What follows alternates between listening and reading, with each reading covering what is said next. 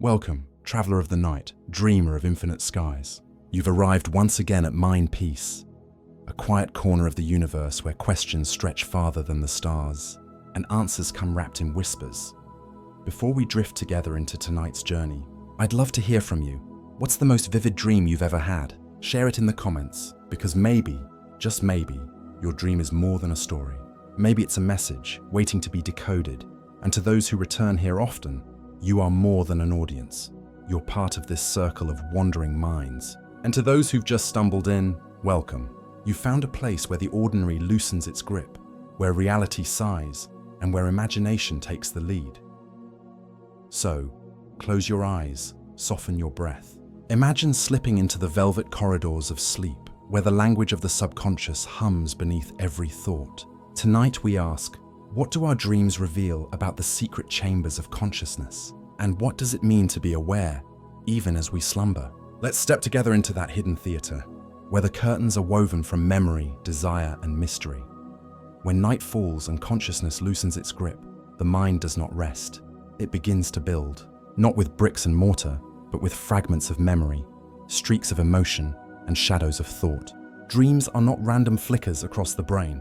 They are silent architectures, cathedrals of the unseen, rising and dissolving in the dark.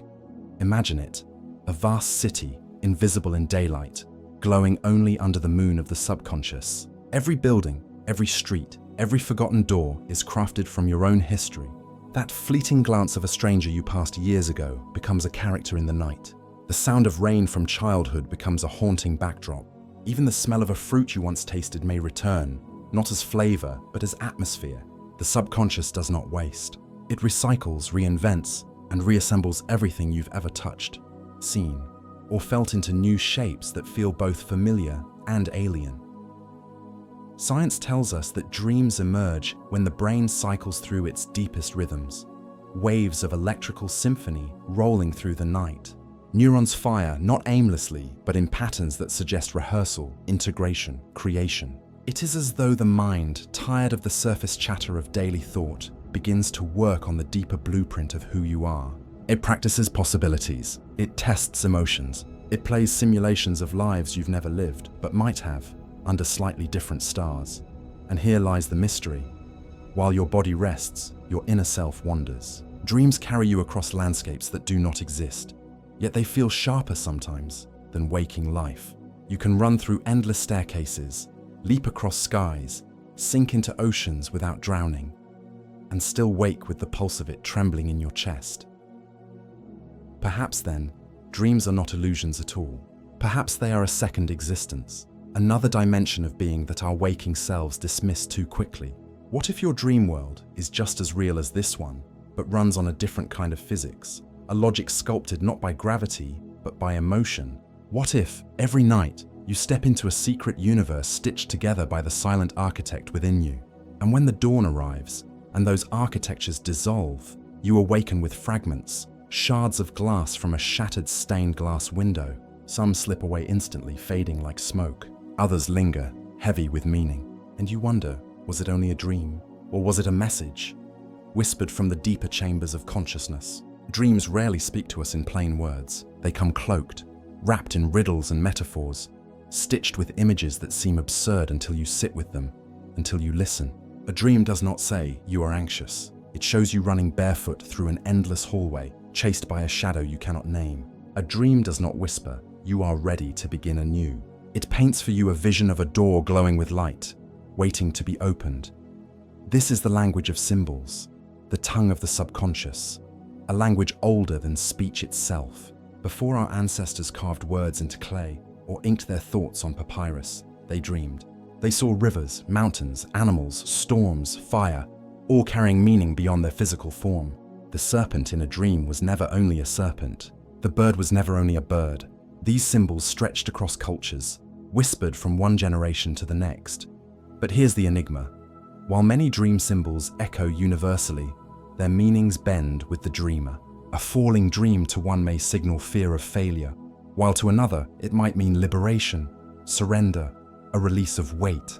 The subconscious is a personal poet, taking what matters most to you and weaving it into its nightly play. Think of dreams as letters written in code. The subconscious writes them in the ink of images, delivered straight to your inner eye. And when you wake, you hold the parchment, but the script is blurred. Deciphering requires patience, a willingness to feel rather than think. Dreams don't always want to be solved like equations. They want to be felt like music. Have you ever noticed how, upon waking, a dream that felt terrifying melts into absurdity under daylight? A monstrous figure, enormous in sleep, becomes laughable once your eyes open. That is because symbols thrive in the atmosphere of the subconscious. They draw their power from that space where logic relaxes its grip. In waking hours, your rational mind tries to shrink them, to fit them into boxes. But in sleep, those symbols bloom into vast forests. Imagine standing in front of an ancient temple with carvings etched across the stone. You know the markings carry meaning, but you cannot read the language. Dreams are like that. They invite you to lean in, to trace the grooves, to let the feeling of the image speak louder than your attempt to translate it. A river may mean flow, transition, time. A house may be the self, with its rooms representing hidden chambers of your own psyche. Flying might be freedom or escape. Fire might be passion or destruction. Yet no dictionary of dreams can pin them down completely, because each mind paints its own canvas. And still, the symbols connect us. Across centuries, across continents, humans have dreamed of teeth falling out, of chasing and being chased, of falling, of flying, of standing exposed in front of others. These recurring patterns suggest that the subconscious has not just a personal, but a collective voice, a voice that remembers what it means to be human, vulnerable, alive. So the next time you wake from a dream heavy with imagery, do not dismiss it as nonsense. Sit with it. Ask it what it wants from you. Let the symbols whisper their layered meanings, for in those images lies a mirror, not of the waking world, but of the soul's deepest language. There exists a threshold we all cross, often unnoticed, every single night. It is not a doorway with hinges or a bridge of wood and stone, but something more delicate, an invisible passage shimmering between the conscious and subconscious realms. One moment we are tethered to the day, our thoughts heavy, our worries loud, our memories vivid and sharp. The next moment the ground softens beneath us, and we slip into another world. That threshold, fragile yet immense, is the bridge between waking and dreaming. Most of us cross it thoughtlessly, falling into sleep as though dropping into a dark pool. But if you pause, if you linger in those moments just before slumber, you may feel the texture of that bridge. It is the hypnagogic state, the twilight of awareness, where the mind begins to blur the boundaries of reality. Shapes dance behind the eyelids, sounds become distorted, bending into echoes, thoughts unravel into images, and images dissolve into stories. This liminal space is not silence, it is music, a soft hum between two dimensions. It is here, on this bridge, that consciousness begins to reshape itself, loosening from the rigid grip of waking life and sliding into the fluid, symbolic language of dreams. And though it feels like crossing a border into forgetfulness, it may be one of the most meaningful thresholds of existence. The fragile spark of awareness. When we dream, we rarely know we are dreaming. The logic of that realm feels absolute. A tree may suddenly grow wings and we accept it. A friend may speak in the voice of a stranger and we nod without question. But on the bridge, there is still a faint spark of awareness. An ember from waking life glowing faintly before it is swallowed by the vastness of sleep. Some traditions call this state the veil. Others call it the in-between. It is neither here nor there, but both at once. And this makes it a powerful place. To hold awareness while walking this bridge is to taste both realities at once. The clarity of waking and the fluidity of dreaming. Mystics, yogis, and seekers of every age have spoken of this state as a portal, a sacred passageway where consciousness can stretch beyond ordinary limits. Science, too, has begun to map this borderland. Electroencephalograms, devices that trace the electric whispers of the brain, show a shift in frequencies as we drift from waking to sleep. The high, sharp waves of beta consciousness slow into alpha, then into the slower theta rhythms. Theta is the dreamer's current, the wave of intuition, memory, creativity. On this current, imagination surges, and the bridge unfolds beneath our feet. Memories reborn. Why does the bridge exist at all? Why not simply shut down the mind when the body rests? The answer lies in memory. As we approach sleep, the brain begins a great sorting ritual. Experiences of the day, some profound, some trivial, are gathered, examined, and filed. It is like a librarian arranging shelves in a vast cathedral of knowledge. But this librarian does not only store, it weaves. It takes a conversation you had in the afternoon, mixes it with a smell from childhood, and folds in an unsolved fear. The result becomes the seed of a dream. Without this process, memory itself would collapse. We would wake each day adrift, without a coherent sense of self. Thus, the bridge is not only passage, but also workshop, an invisible loom weaving the fabric of identity. Think of those moments when you've studied for hours, then slept, only to wake with clarity, as though your mind had digested and transformed the knowledge. This is the bridge at work, turning the raw clay of experience into something polished, something permanent. The shadow side. Yet, the bridge is not always serene. For many, it is haunted by phantoms, sleep paralysis, hypnagogic hallucinations, the sensation of falling or being watched. These are the shadows of the threshold, born from the collision of consciousness and unconsciousness. When awareness lingers too long on the bridge, the body may sleep, while the mind remains half awake. The result is a strange prison, eyes heavy, limbs paralyzed, yet perception vivid. Figures may appear in the room, looming, whispering, pressing against the chest. For centuries, cultures explained these visitors as spirits, demons, or night hags. Today, science calls them misfiring neurons, remnants of dream imagery seeping into wakefulness. But names do not soften the terror, and yet, even here, there is wisdom. To face these shadows is to glimpse the raw power of the subconscious. The bridge is not only gentle, it is also wild, a frontier where the mind's deepest forces collide. To walk it with courage is to know yourself more completely. To accept that fear, too, is part of the architecture of dreams. Dreams as messengers. Why does the bridge matter? Because it is not simply a road between two worlds. It is the messenger's path. Every night, dreams cross this bridge to reach us. They bring their symbols, their riddles, their warnings, their hopes. Sometimes they arrive fractured, difficult to recall. Other times, they stamp themselves upon us so vividly that we carry them for years. Have you ever woken from a dream so powerful that it lingered through your day, bending your emotions, guiding your choices, as though it carried a secret purpose? That dream crossed the bridge with force, refusing to dissolve. Perhaps it carried a truth you needed to hear. Perhaps it was your subconscious urging you to act, to change, to remember. In this way, the bridge is not passive, it is alive. It is the channel through which the two halves of your being speak to one another. Waking you listens, dreaming you answers, and the dialogue shapes who you are becoming.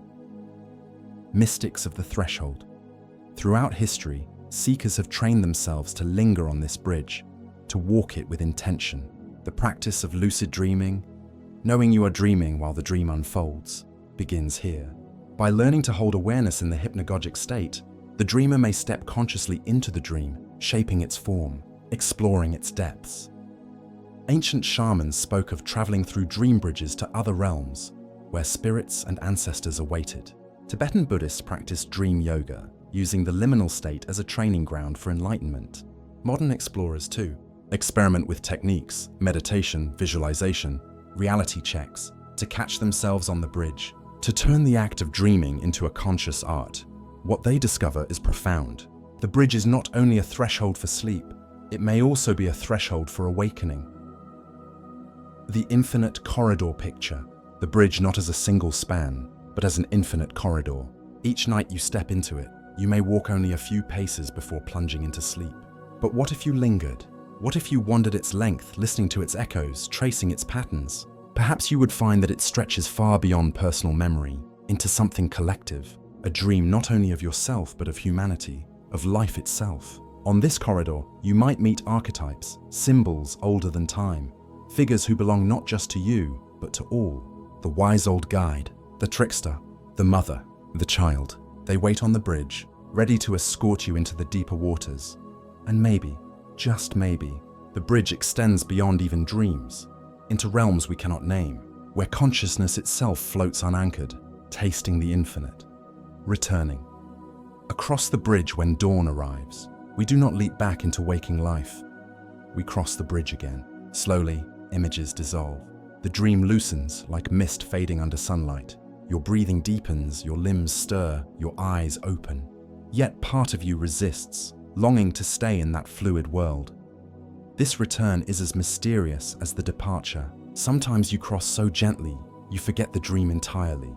Other times, you stumble back violently, heart racing, as if pulled from another life too soon. But either way, you return altered. For even if the dream is forgotten, its symbols seep into you, shaping moods, inclinations, desires. You are never the same person who first walked the bridge at dusk, the unspoken invitation.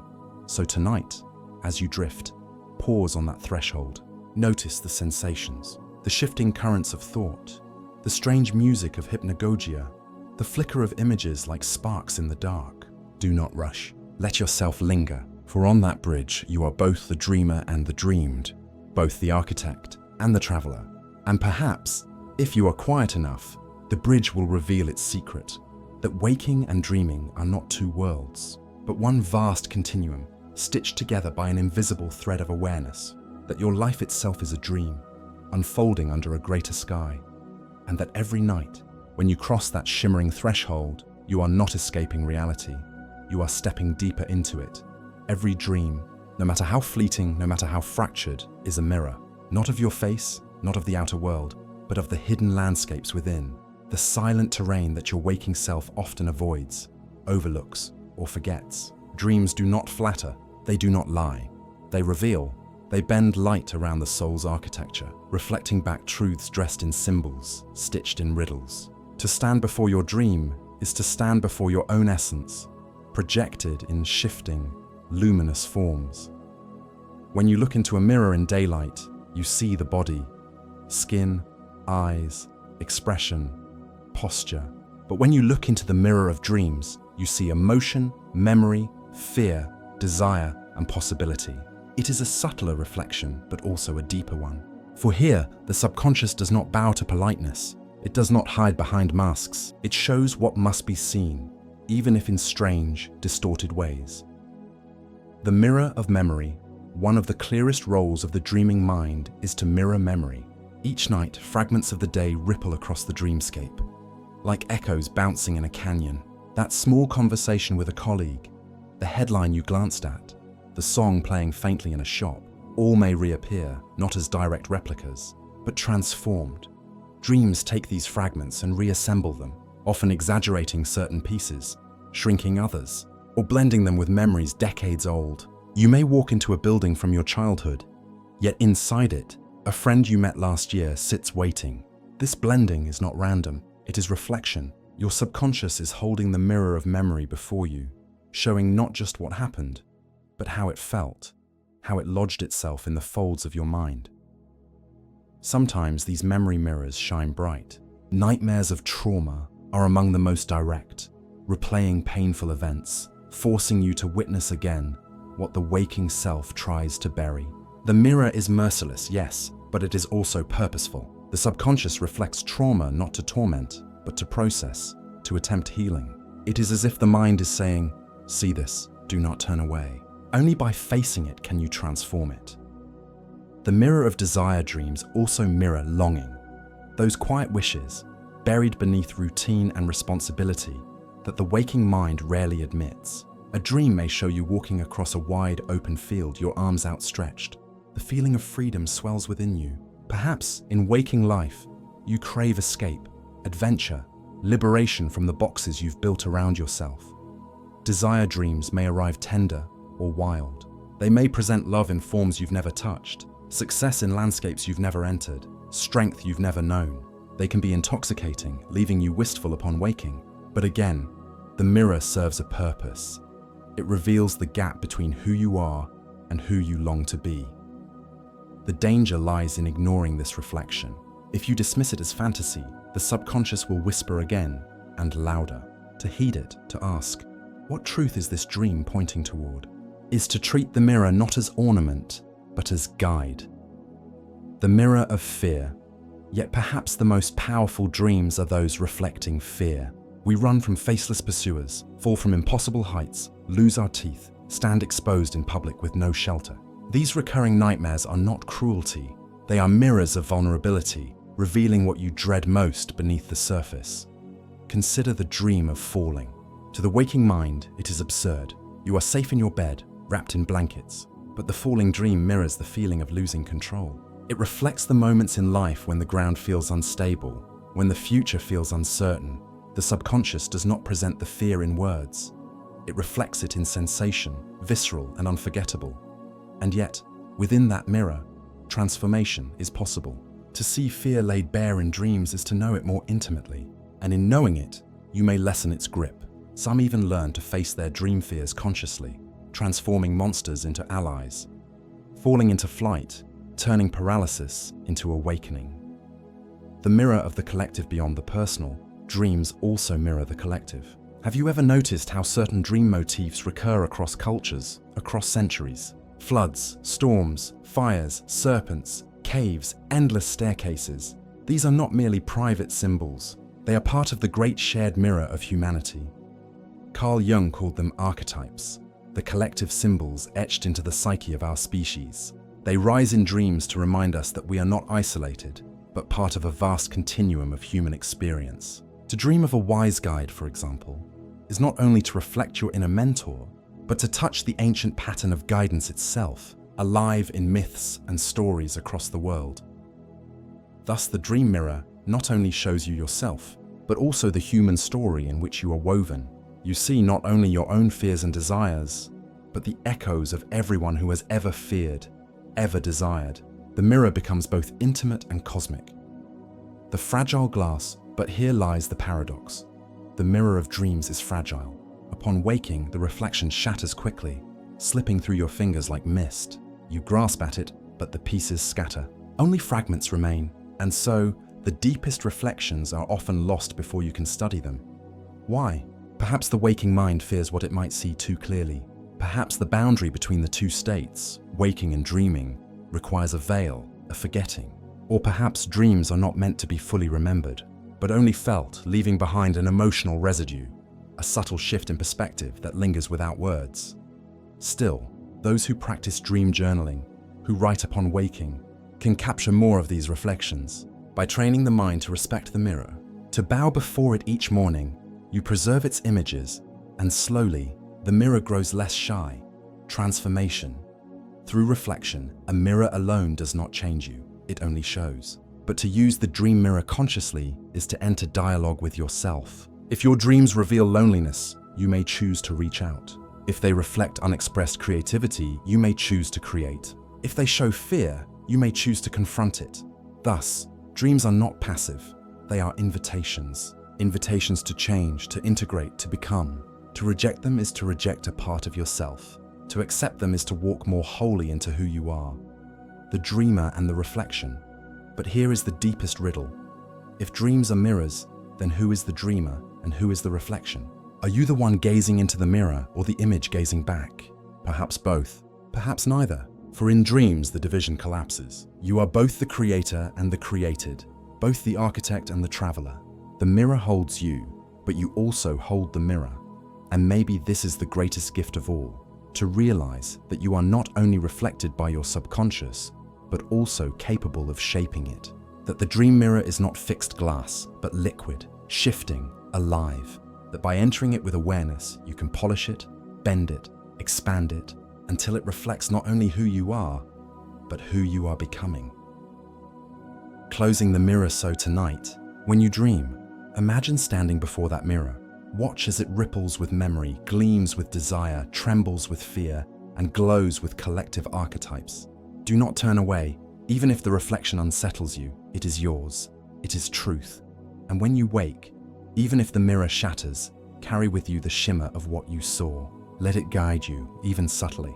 For in the mirror of dreams lies not only your subconscious, but the raw, unfiltered essence of being alive.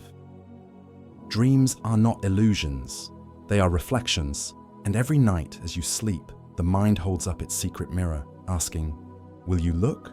Close your eyes. Imagine velvet curtains being drawn, the hush of a crowd silencing, the dim golden glow of lamps flickering to life. Every night, as you drift into sleep, a theater awakens. Not on a stage of wood and velvet, but within the vast, uncharted chambers of your mind. This is the theatre of the subconscious, where you are not only the audience but also the playwright, the actors, the music, the lights, and the script. It is here that dreams are performed, not for spectacle but for revelation. The subconscious does not waste energy on illusions for amusement. No, it stages plays of meaning, cryptic, surreal, yet profoundly intimate. Every scene is an echo of thought, every actor a mask of memory, every backdrop a collage of emotion. And though you wake bewildered, half laughing at the absurdity of flying cities or talking animals, the subconscious has spoken.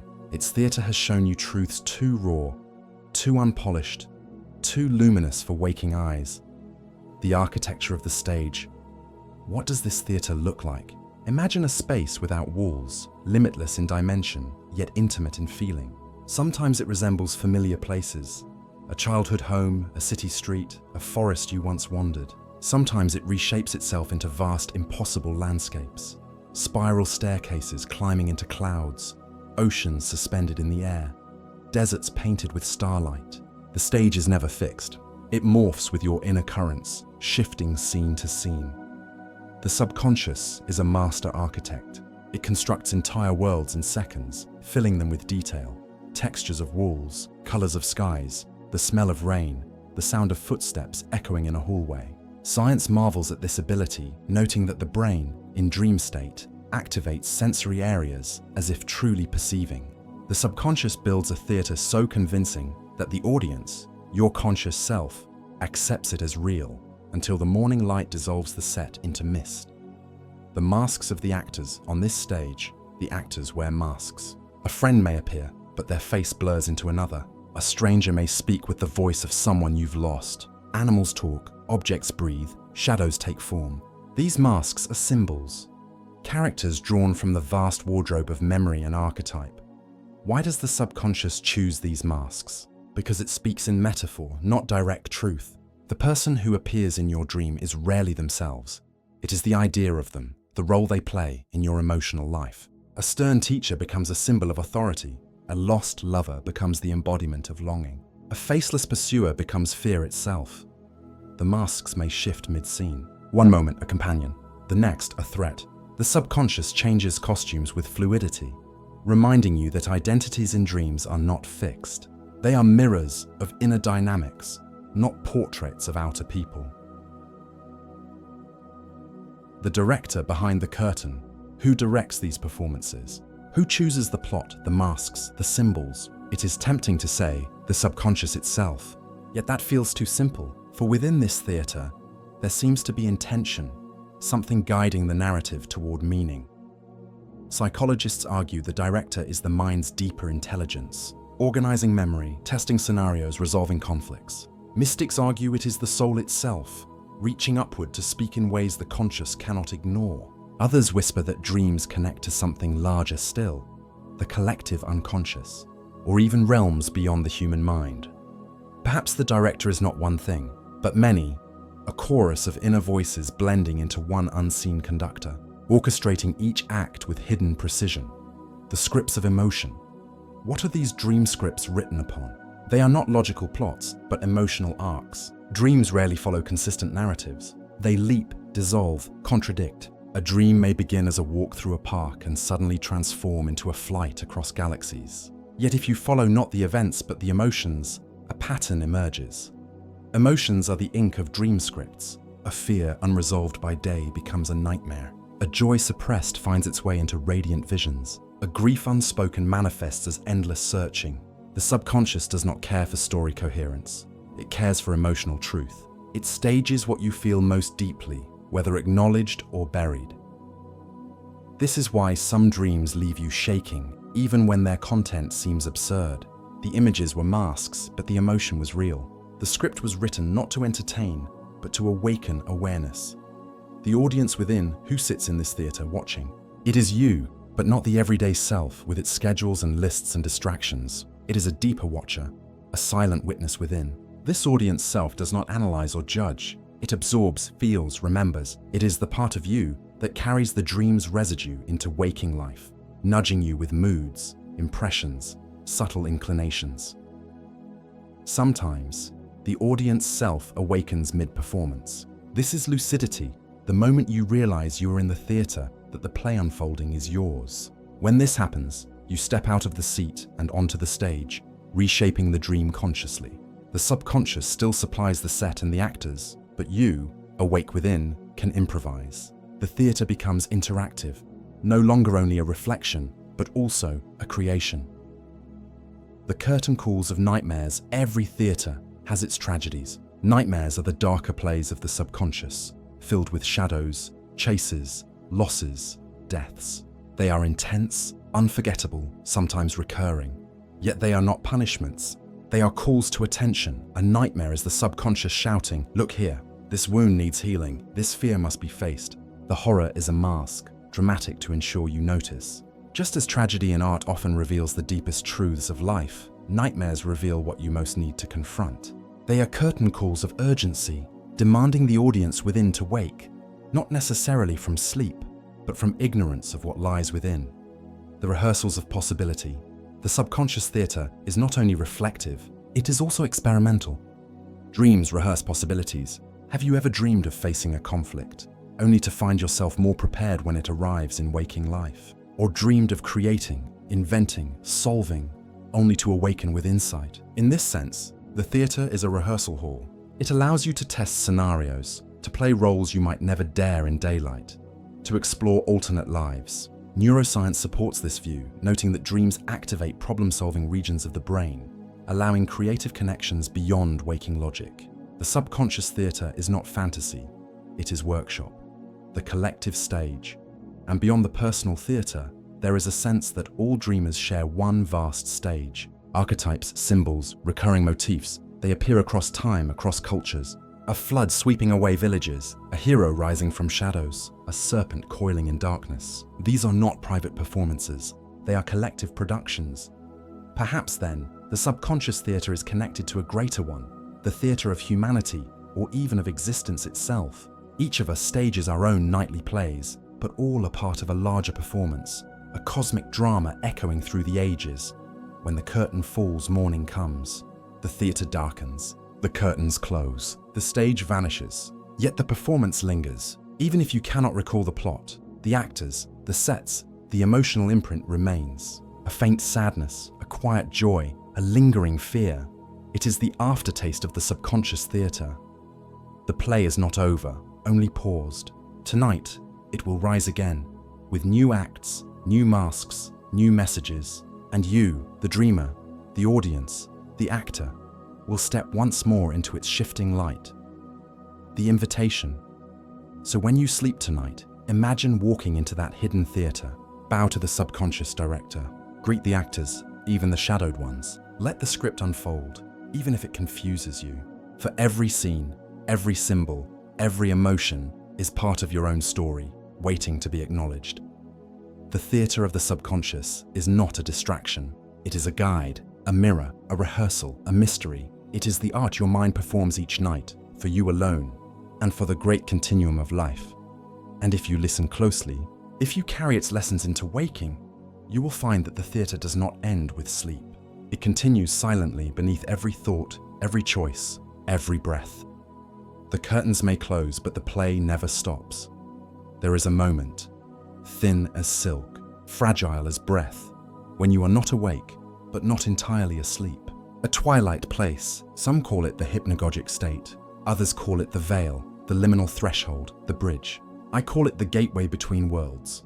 This gateway is no ordinary passage. It is not a locked door, nor is it guarded by force. It is instead like stepping into the in-between of a thought, where your mind has begun to loosen its grip on the day, but consciousness has not yet fully surrendered to the dream.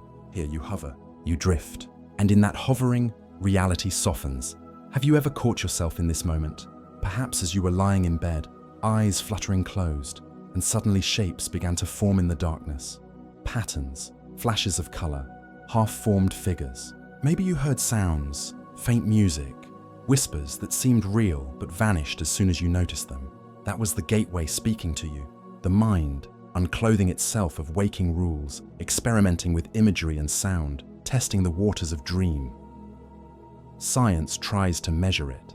Electrodes on the scalp pick up alpha waves shifting to theta waves. The brain is still awake but not fully. Consciousness dips in and out like toes skimming a lake. Yet beyond science, this state feels sacred. It feels like standing at the edge of two oceans and watching their waves collide. Some mystics claim this is where visions arrive.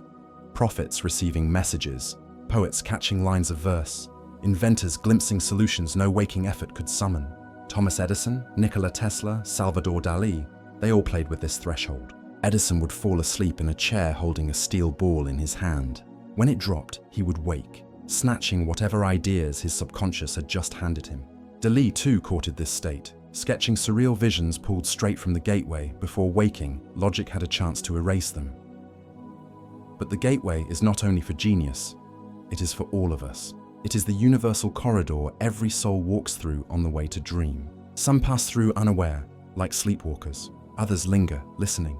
Those who linger discover that the gateway is a teacher. What does it teach? That reality is flexible, that the walls you believe in are thin paper, and behind them are landscapes you cannot imagine. In the gateway, you may feel your body dissolve, your sense of self blur. You might see your childhood home, though you know you are lying in your current bed. You might hear a loved one's voice, though they are far away or even gone from this world. These are not hallucinations, nor mere tricks. They are rehearsals. The mind is rehearsing the art of letting go, and perhaps more than that, it is reminding you that consciousness is not confined to wakefulness.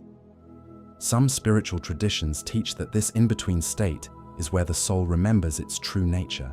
Tibetan dream yoga speaks of using this threshold to practice awareness within sleep, to glimpse the luminous fabric of reality itself. In their view, the gateway is not just a passage into dream, but a rehearsal for death, the great transition, the ultimate surrender. To master awareness here is to prepare for the deepest mysteries of existence. And what of the ordinary dreamer, you and me? The gateway is a gift we can use. The next time you drift into sleep, notice the first signs, the heaviness in your limbs, the faint shimmer of inner images, the sense of drifting. Do not resist it. Do not force it. Simply observe. Imagine you are standing at a train station, watching the dream trains pass by. Some are chaotic, others serene. If you choose, you can step aboard. This is where lucid dreaming often begins, when you learn to remain aware as you cross the gateway, to notice I am falling asleep but I am still here. From this awareness, you can step consciously into the dream world, carrying with you the lantern of wakeful mind. Yet even if you do not seek lucidity, simply resting in the gateway can be transformative. Sit with its images, its music, its half-formed visions. They are messages rising from the subconscious, shimmering like smoke. They may vanish if you chase them, but if you stay gentle, they will linger, revealing themselves. Think of it this way. Waking life is the shore, dreams are the ocean, and the gateway is the tide pool between them. In that tide pool, strange creatures live, ideas, symbols, fragments of memory and imagination. They belong neither fully to the land nor the sea, but they hold secrets of both. Perhaps this is why so many cultures treat the threshold as sacred.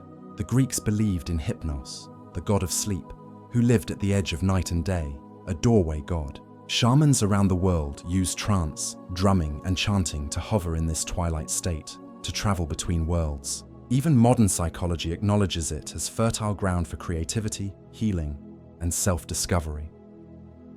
But what makes the gateway truly remarkable is this. It reminds us that consciousness is not a binary, not just on and off, awake or asleep. It is a spectrum, a gradient, a river with many depths. The gateway is proof that awareness can bend and stretch, that you are more than the waking eye you cling to. So tonight, when you lie down, pay attention to the moment you begin to slip. That faint hum, that swirl of image behind your eyelids, that is the gateway inviting you in. Pause there, stand at the threshold, and know you are about to enter not just a dream, but another dimension of yourself. For the gateway between worlds is not only where dreams are born, it is where you are born again, each night, into the vast mystery of the subconscious. When we close our eyes at night, the theatre of the mind awakens. Curtains rise on landscapes that seem to appear from nowhere. Vast mountains, endless cities, unfamiliar streets that we walk with perfect ease as though we have known them all our lives. But who designs these places? Who paints the skies, builds the houses, populates them with characters, and scripts their mysterious plots? The hidden architects of dreamscapes are not external beings, but forces within us, layers of consciousness that work silently in the background. These architects are tireless. They are builders, composers, tricksters, and guardians, and though we seldom recognize their presence, they are the reason our inner worlds feel as vast and alive as waking reality. Consider the strangeness of it. In Dream, you might find yourself wandering a street you've never seen before, yet every detail is there. The cracks in the pavement, the flicker of streetlights, the distant murmur of voices. Your mind conjures entire cities in seconds. The architect works faster than any builder could, crafting places that vanish as soon as you leave them, yet feel solid beneath your feet while you're there. Where do these designs come from?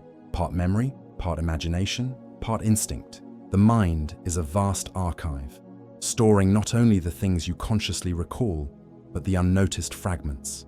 A storefront glimpsed from a passing bus, the curve of a stranger's face, the sound of a language you didn't understand. These fragments become the raw materials. The architect sorts them, rearranges them, and stitches them together into whole worlds. But the architect is not only an imitator, it is also an inventor. Dreams often present places we could never encounter in waking life. Staircases that fold into the sky, forests that glow with impossible colors, oceans suspended above us like inverted mirrors. These are the architect's experiments, pushing the limits of reality, testing what consciousness can imagine when freed from the laws of waking physics. Sometimes, the architect disguises itself as characters. A stranger approaches you in a dream, speaks words that linger in your mind long after waking. Was that stranger only a puppet, or was it the architect slipping into costume, delivering a message in the form of another? Many cultures have believed so. The ancients thought dreams were messages from gods, ancestors, spirits. Perhaps they were glimpsing the truth. The subconscious is not a blank canvas, but an active intelligence, shaping and speaking through dream. Think of the dreamscape as a stage play, with the subconscious as director. You are both actor and audience. You feel the emotions as though they are real, but you also watch them unfold. The architect designs the sets, cues the music, and writes the lines, all at the speed of thought, yet it hides itself, letting you believe you are simply living the moment. Some modern thinkers suggest this architect is the default mode network of the brain, that wandering system that sparks when we are at rest, spinning stories and stitching together fragments of experience. Others whisper that it may be something beyond biology, a deeper consciousness, a collective architect that we each tap into when we sleep. For haven't you noticed how dream imagery sometimes feels archetypal, bigger than yourself? A dark forest, a luminous figure, a spiral staircase. These symbols have haunted humans for millennia. They appear in myths, in art, in religion, and in your dreams. It is as if there is a blueprint the architect draws upon, a library of timeless images shared by all. Carl Jung called this the collective unconscious, the shared inheritance of the human psyche. Perhaps the hidden architect is its keeper, but the architect is not only benevolent. Sometimes it creates nightmares, terrifying scenarios, looping corridors, figures that pursue us. Why? Some say the architect builds these to test us, to help us face our fears in a safe realm. Others say it is the mind's way of processing trauma, grief, or hidden guilt. The architect does not judge. It simply builds what it must, reflecting the weather of our inner world. And yet, even nightmares carry messages. They are not meant to destroy us, but to reveal what is unresolved. In the dreamscape, fear takes form so that it can be seen, confronted, perhaps even befriended. A monster in a dream may, upon closer look, be a teacher in disguise. The architect knows this. That is why it builds both gardens and labyrinths, both sanctuaries and prisons. Lucid dreamers speak of moments when they realize, mid-dream, that the world around them is fabricated. In those moments, the architect is caught, its illusions are exposed, and yet, instead of dissolving, the dream often becomes even more vivid, as if the architect, challenged, begins to reveal its true power. Some lucid dreamers claim to have met the architect directly, often appearing as a wise figure, a guide, or a shapeless presence. Whether this is symbolic or literal, who can say? But the experience is profound. To walk in the dreamscape consciously is to walk in the architect's workshop. You see how reality is stitched together, how one image blends into another, how places fold into themselves, how logic bends like light through water. You realize that waking reality too may be crafted, maintained by hidden builders beyond your sight. Could it be that the architect of dreams is a reflection of something larger, the same force that builds galaxies, sculpts rivers, designs the fractals of snowflakes? If so, then each night when we dream, we are not just watching the brain at play, we are glimpsing the creative principle of the universe itself, rehearsed in miniature inside our skull. And what does this mean for you? That every dream you have is not random chaos, but a construction with meaning, with purpose, even if subtle. The hidden architects of dreamscapes are always working, always shaping, always guiding. They may speak in riddles, but they are trying to tell you something about your fears, your desires, your hidden potential, your forgotten truths. The next time you wake from a dream, ask yourself, what did the architect build for me tonight? A warning? A lesson? A map? Even if you cannot answer fully, the act of asking honors the work. It tells the subconscious, I am listening.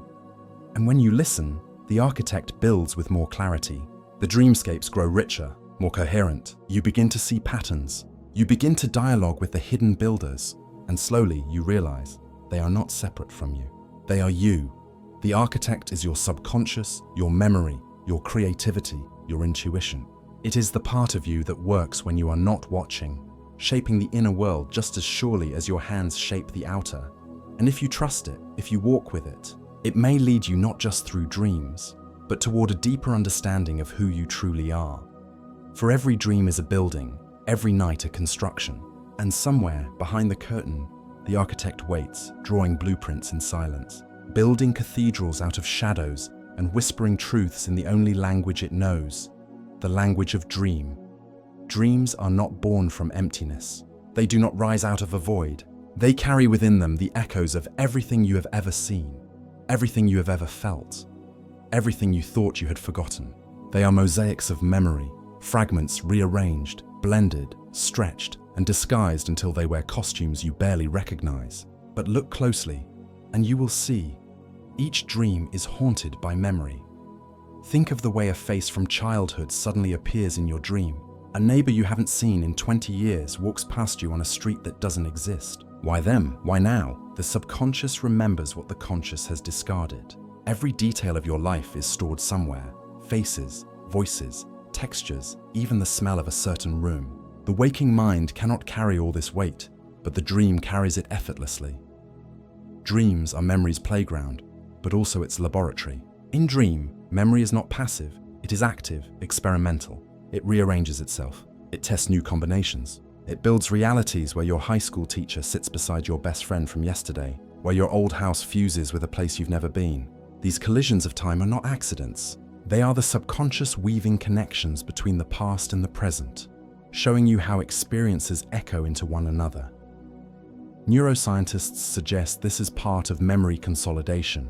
As you sleep, the brain strengthens certain connections, discards others, and files away what must be kept. In this process, fragments of memory float up into dream, carrying with them the emotional tones that cling to them. That's why you may dream not only of events, but of the feelings they carried. A dream of school may have nothing to do with the building itself, but with the anxiety of being tested, the desire to be seen, the fear of failure. Memory here is not literal, it is emotional. And then there are the dreams that revisit trauma. Painful experiences buried by waking mind rise again in the theater of sleep, sometimes raw, sometimes transformed. The subconscious cannot ignore what is unresolved. It insists on replaying it, reshaping it, until perhaps it can be integrated. These are the dreams that wake us sweating, hearts pounding. Yet even they are echoes, echoes that want to be heard. They are not punishments, but invitations to heal. But memory in dreams is not always heavy. Sometimes it is gentle, even luminous. Have you ever dreamed of someone you lost long ago, someone no longer living? And in that dream, they are with you again, smiling, speaking, alive. You wake with tears in your eyes, unsure if it was a dream or a visitation. Science may call it memory's echo, but the heart feels otherwise. In such dreams, memory becomes a bridge, reuniting us with the ones we miss. Whether it is memory alone or something more, an opening in the veil, who can truly say? Memory also explains the uncanny familiarity of dream places. You walk through a city you've never visited, yet somehow it feels like home. Perhaps it is stitched together from countless fragments of real places. A doorway from one street, a tree from another, the sound of a cafe you once passed by. The architect of dreams borrows from memory's endless catalogue, fusing it all into something new. It is like a painter who never wastes a single brushstroke, recycling every past image into fresh creation. But there is something deeper still. Dreams do not only echo personal memory, they sometimes echo what feels like memory that isn't yours. Archetypes, ancient images, scenes you have never lived yet feel deeply familiar. Standing in a temple of stone, walking along a shoreline under two moons, meeting figures whose faces glow like fire. Where do these come from? Some say they are genetic memory, whispers of ancestors. Others say they are part of Jung's collective unconscious, the memory of humanity itself, lodged deep within us.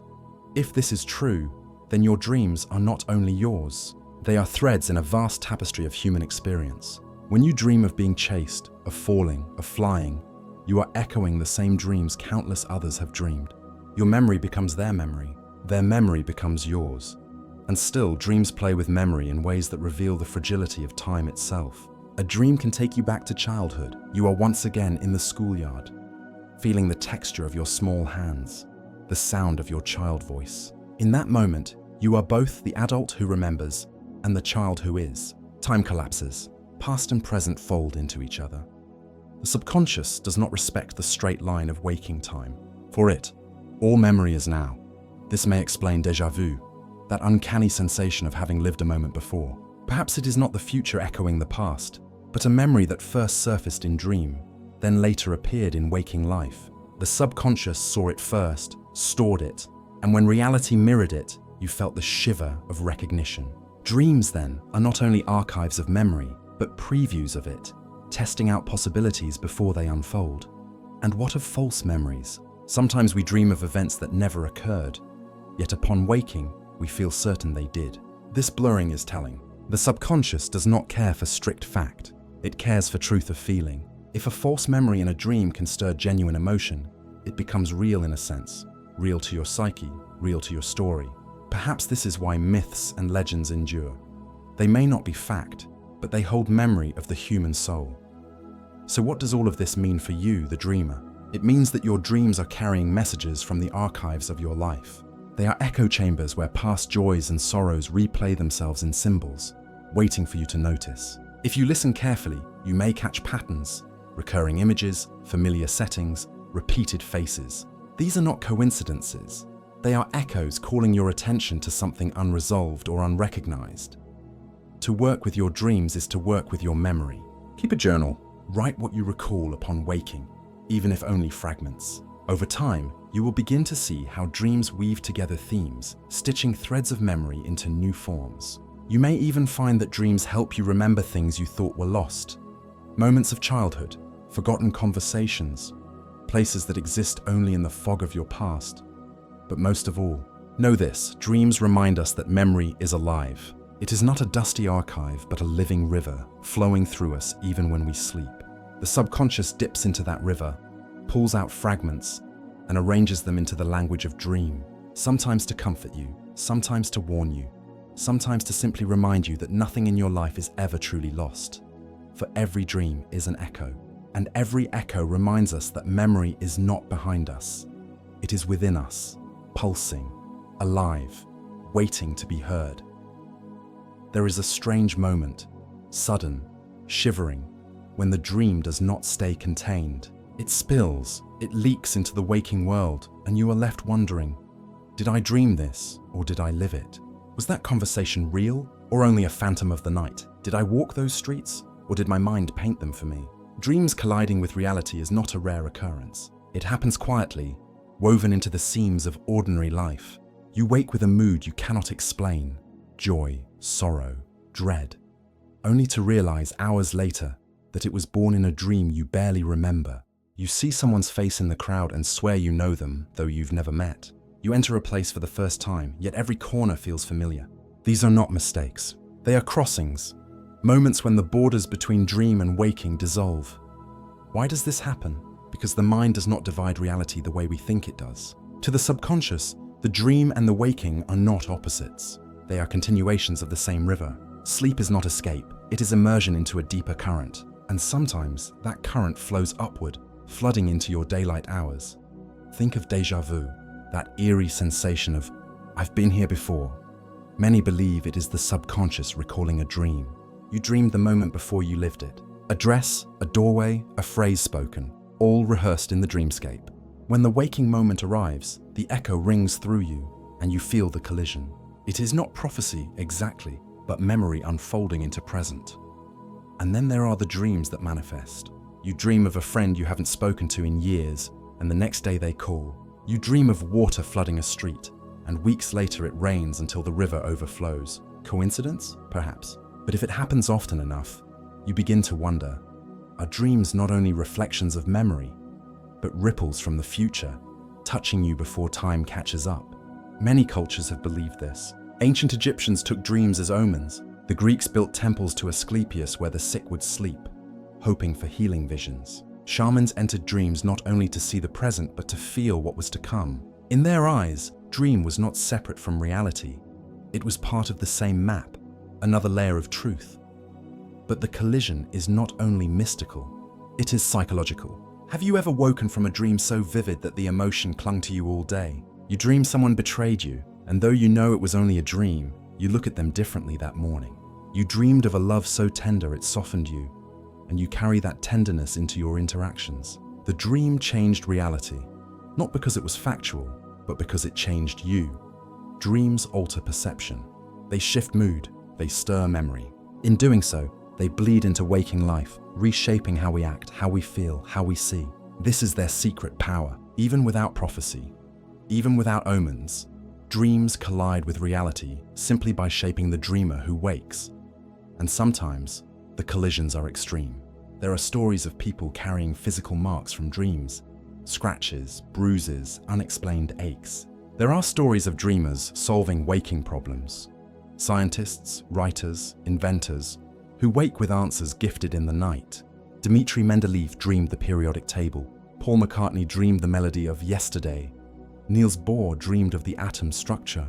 The collision is undeniable. What began in dream became tangible in the world. This makes you wonder, are dreams merely inside us, or do they reach beyond us? If something dreamed can be built, sung, written, healed, then the dream is not only private, it is a seed planted in the soil of reality. The subconscious hands you the blueprint, and the waking self builds it into form. But the strangest collisions are those that blur identity itself. Have you ever dreamed of being someone else? A different body, a different name, a different life? And yet it felt real, as though you truly lived it. When you wake, part of you lingers there, remembering emotions that are not yours, memories that do not belong to your life. What is this but another collision? Another reminder that consciousness may not be confined to one story. Mystics say that in dream, we dip into other realities, other versions of ourselves. Quantum thinkers whisper about parallel universes. Psychologists say it is imagination borrowing roles. But whatever the cause, the effect is real. You wake altered, as though you briefly wore another life. And perhaps this is the greatest lesson of dream colliding with reality. The line is thinner than we think. Waking life feels solid, but is it truly more real than the vivid dream you just lived? Both are experiences, both generate emotion, both shape who you are. The difference is not in their reality, but in their duration. One lasts minutes, the other years, but both leave marks on the soul. So when dreams collide with reality, what should you do? Notice, honor it. If a dream bleeds into your day, ask what it wants from you. If déjà vu shivers through your body, pause and listen. If a dream-born idea takes root, follow it. These collisions are not accidents. They are invitations. They are the subconscious knocking on the door of waking, asking to be acknowledged. Maybe reality itself is not as stable as we think. Maybe waking life is just another dream, longer, steadier, bound by rules we call physics. And dreams are simply rehearsals, fragments, smaller bubbles rising within the larger dream. When they collide, they remind us, reality is porous, fluid, alive. Tonight, when you close your eyes, remember this. The worlds you enter are not sealed away. They will follow you into morning, and the life you wake into will, in turn, shape what you dream.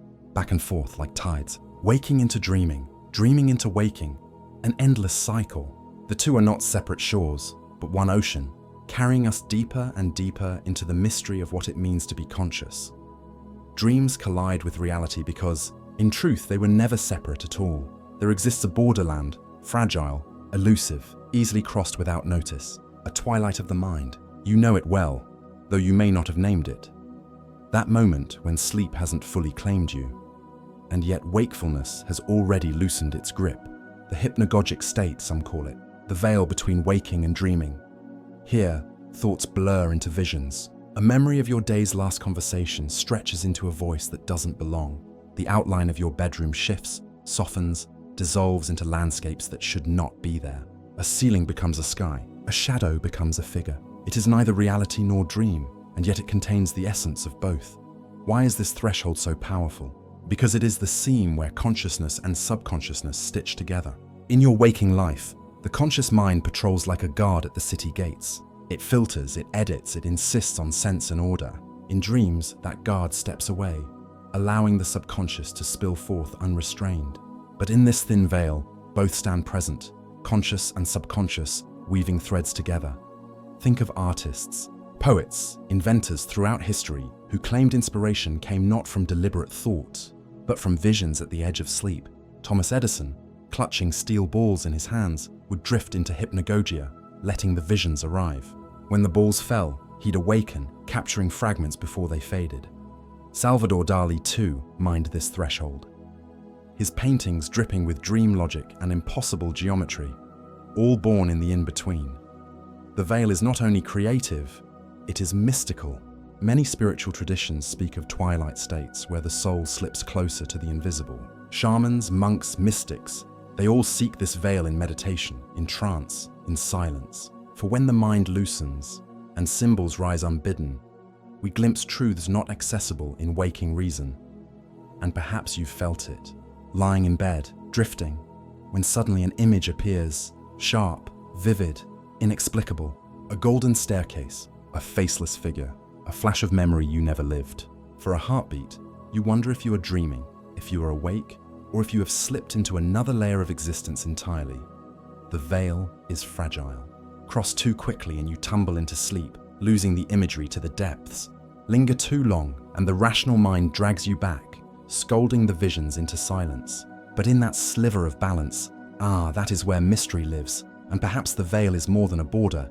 It may be a bridge. Scientists studying brainwaves in this state find curious patterns, hints of lucidity, flickers of unusual activity.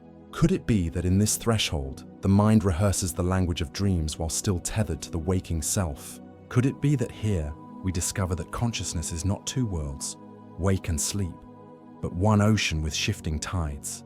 When you next find yourself drifting, do not resist. Notice, linger. Allow the veil to open just wide enough for you to step into its silvered corridors. Watch how your thoughts melt into visions, how your body hovers between rest and awareness. Feel the universe hold its breath as you teeter at the edge. For the veil is not merely a passage into slumber. It is a reminder that consciousness is fluid, that reality itself is porous, and that within you lies a doorway into infinity, waiting each night at the seam between waking and dreaming. Every night when we close our eyes, we step into a hall of mirrors. But unlike the mirrors of glass and silver that hang on walls, these are woven from the fabric of the subconscious, polished by memory, framed by desire, and illuminated by fears we dare not speak aloud. These mirrors do not reflect the body. They reflect the self, the shifting, complex, ever-changing self that resides deep within. Dreams are not random stories. They are mirrors in disguise. They take what you know and twist it, fold it, scatter it until you barely recognize its outline. And yet, if you look closely, if you let the shapes settle like ripples on a pond, you'll see yourself staring back at you, raw, unguarded, truer than the face you wear in daylight. Consider the recurring dreamer. Have you noticed how some dreams return like a haunting melody? You run from something, again and again, though the setting changes. Once a school hallway, once a forest, once a street where you grew up. Each time the scenery shifts, but the feeling remains. Why? Because the mirror is trying to show you what lies beneath the mask. An unresolved fear, an unfinished chapter, an unacknowledged truth. Until you face it, the mirror will keep reflecting, keep summoning the image in new forms. Now think of the tender dreams, the ones where lost loved ones return. A grandmother long gone, sitting at a kitchen table. A childhood pet brushing past your leg. A friend who no longer walks this earth smiling at you as if no time has passed. These dreams too are mirrors, not of loss itself, but of the love that shaped you. They reveal that even when people vanish from the waking world, they live still in your heart's reflection. Dreams remind you that the bond was never broken, only transformed. But here lies the paradox. Mirrors distort as much as they reveal.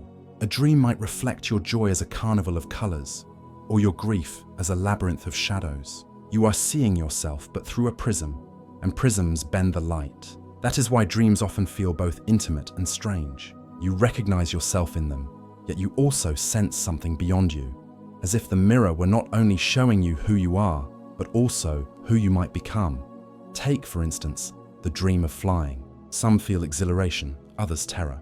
Both are reflections. The exhilarated dreamer sees freedom, expansion, the lifting of burdens. The terrified dreamer sees instability, lack of control, fear of falling. Same dream, two mirrors, two selves revealed. Dreams speak the language of possibility, but it is your inner self that decides which face to show in the glass. Even nightmares, perhaps especially nightmares, are mirrors. They are not punishments from the mind, but warnings, signals, messengers. A nightmare does not come to hurt you. It comes to say, look here, you've ignored this too long. The fear you bury in daylight has grown teeth in the dark. In this way, nightmares are like cracked mirrors, disturbing, yes, but also revealing angles of yourself you'd rather not see. They dare you to look anyway. Psychologists such as Carl Jung believe dreams are the psyche's attempt to balance itself. A mirror adjusting your reflection so that you can see what is hidden. Jung spoke of the shadow, those parts of ourselves we deny or repress. In dreams, the shadow takes form. A stranger, a monster, a villain. Yet if you peer into that mirror without judgment, you may see not a monster, but a part of yourself begging for acknowledgement, for integration. But dreams are not only shadows, they are also windows into the light of the self. Your hopes, your creative impulses, your unspoken wisdom. How many people have dreamed of an invention, a melody, a poem, only to wake and find they had been gifted something precious from within? The dream mirror does not only show you your wounds, it shows you your brilliance, your hidden strength, your untapped reservoir of ideas.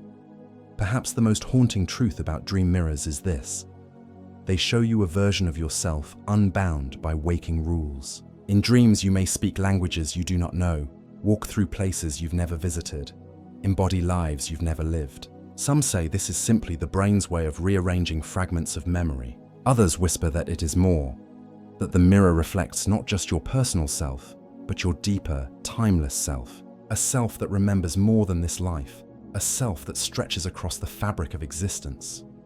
And so, each morning you awaken carrying the residue of these mirrors.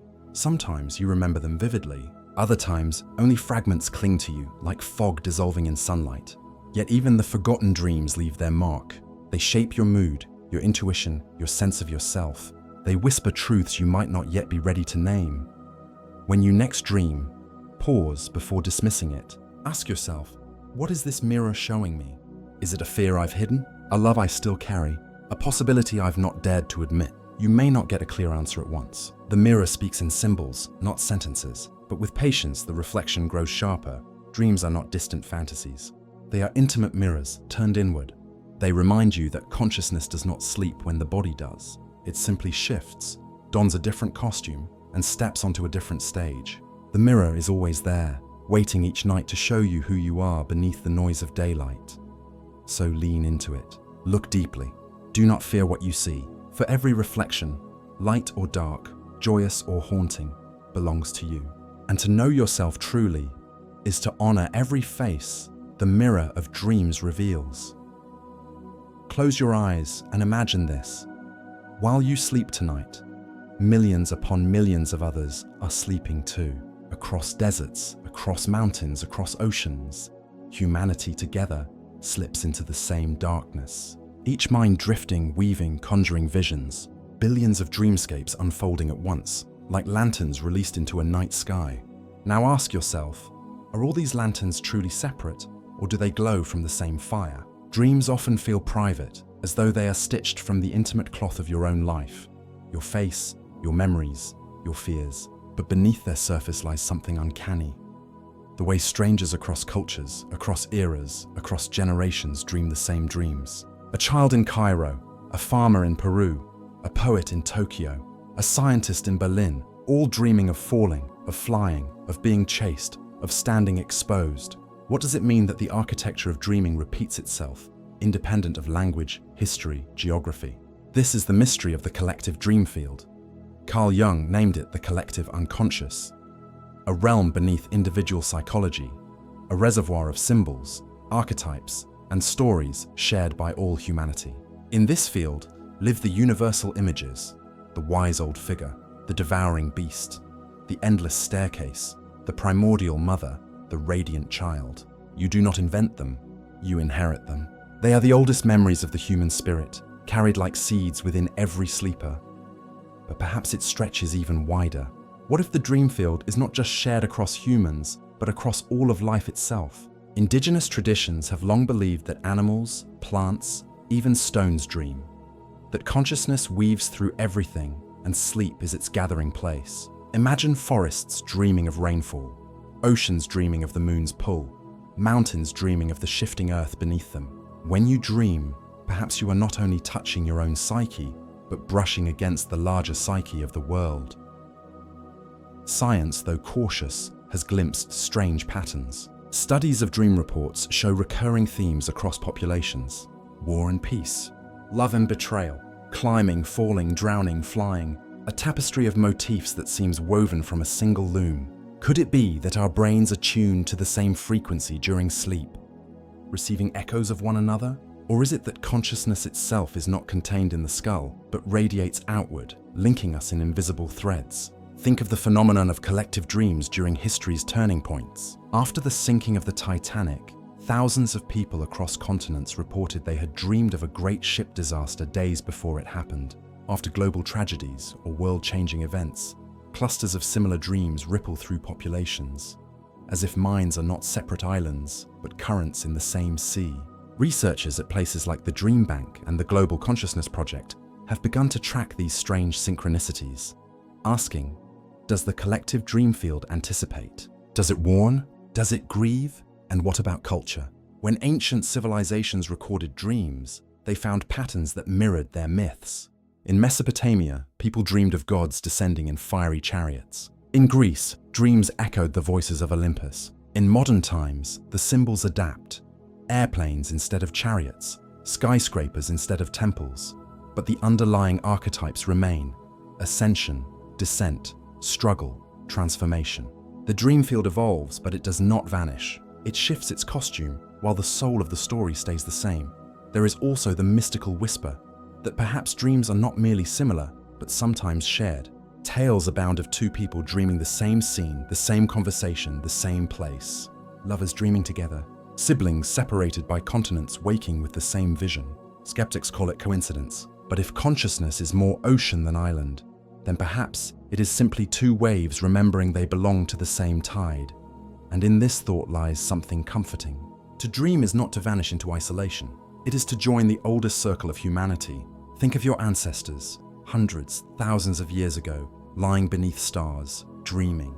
The fears they wrestled with, the hopes they held close, the symbols they saw, they are not gone. You carry them. The collective dream field ensures that the past is never buried. When you dream of a labyrinth, perhaps you are remembering the maze of Crete. When you dream of a serpent coiled around a tree, perhaps you are whispering an echo of Eden. When you dream of flying, you join the same yearning that lifted shamans and poets into their visions. The dream field is also a place of healing. Modern therapy often draws upon dreams not just as personal messages, but as connections to something vaster. When you interpret your dreams, you do not only learn about yourself, you tap into wisdom that has lived for ages, shaped by countless others before you. You inherit a guidance system written not only by your mind, but by the mind of humanity itself. Some go further still. Speaking of the Akashic Records, a mystical library of all experiences, thoughts, dreams, and possibilities ever to exist. If such a realm exists, dreams may be its doorway. Every night, you may be touching not just your life, but the archive of all life. Pause and think of it this way.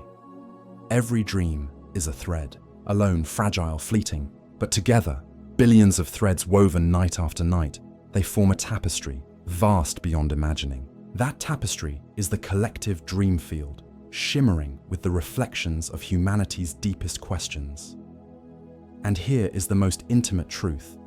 When you dream tonight, you are not only dreaming for yourself, you are dreaming on behalf of us all. You are adding a lantern to the shared sky, your flame mingling with millions of others. In the silence of sleep, you are part of a chorus, a choir that has been singing since the first human closed their eyes.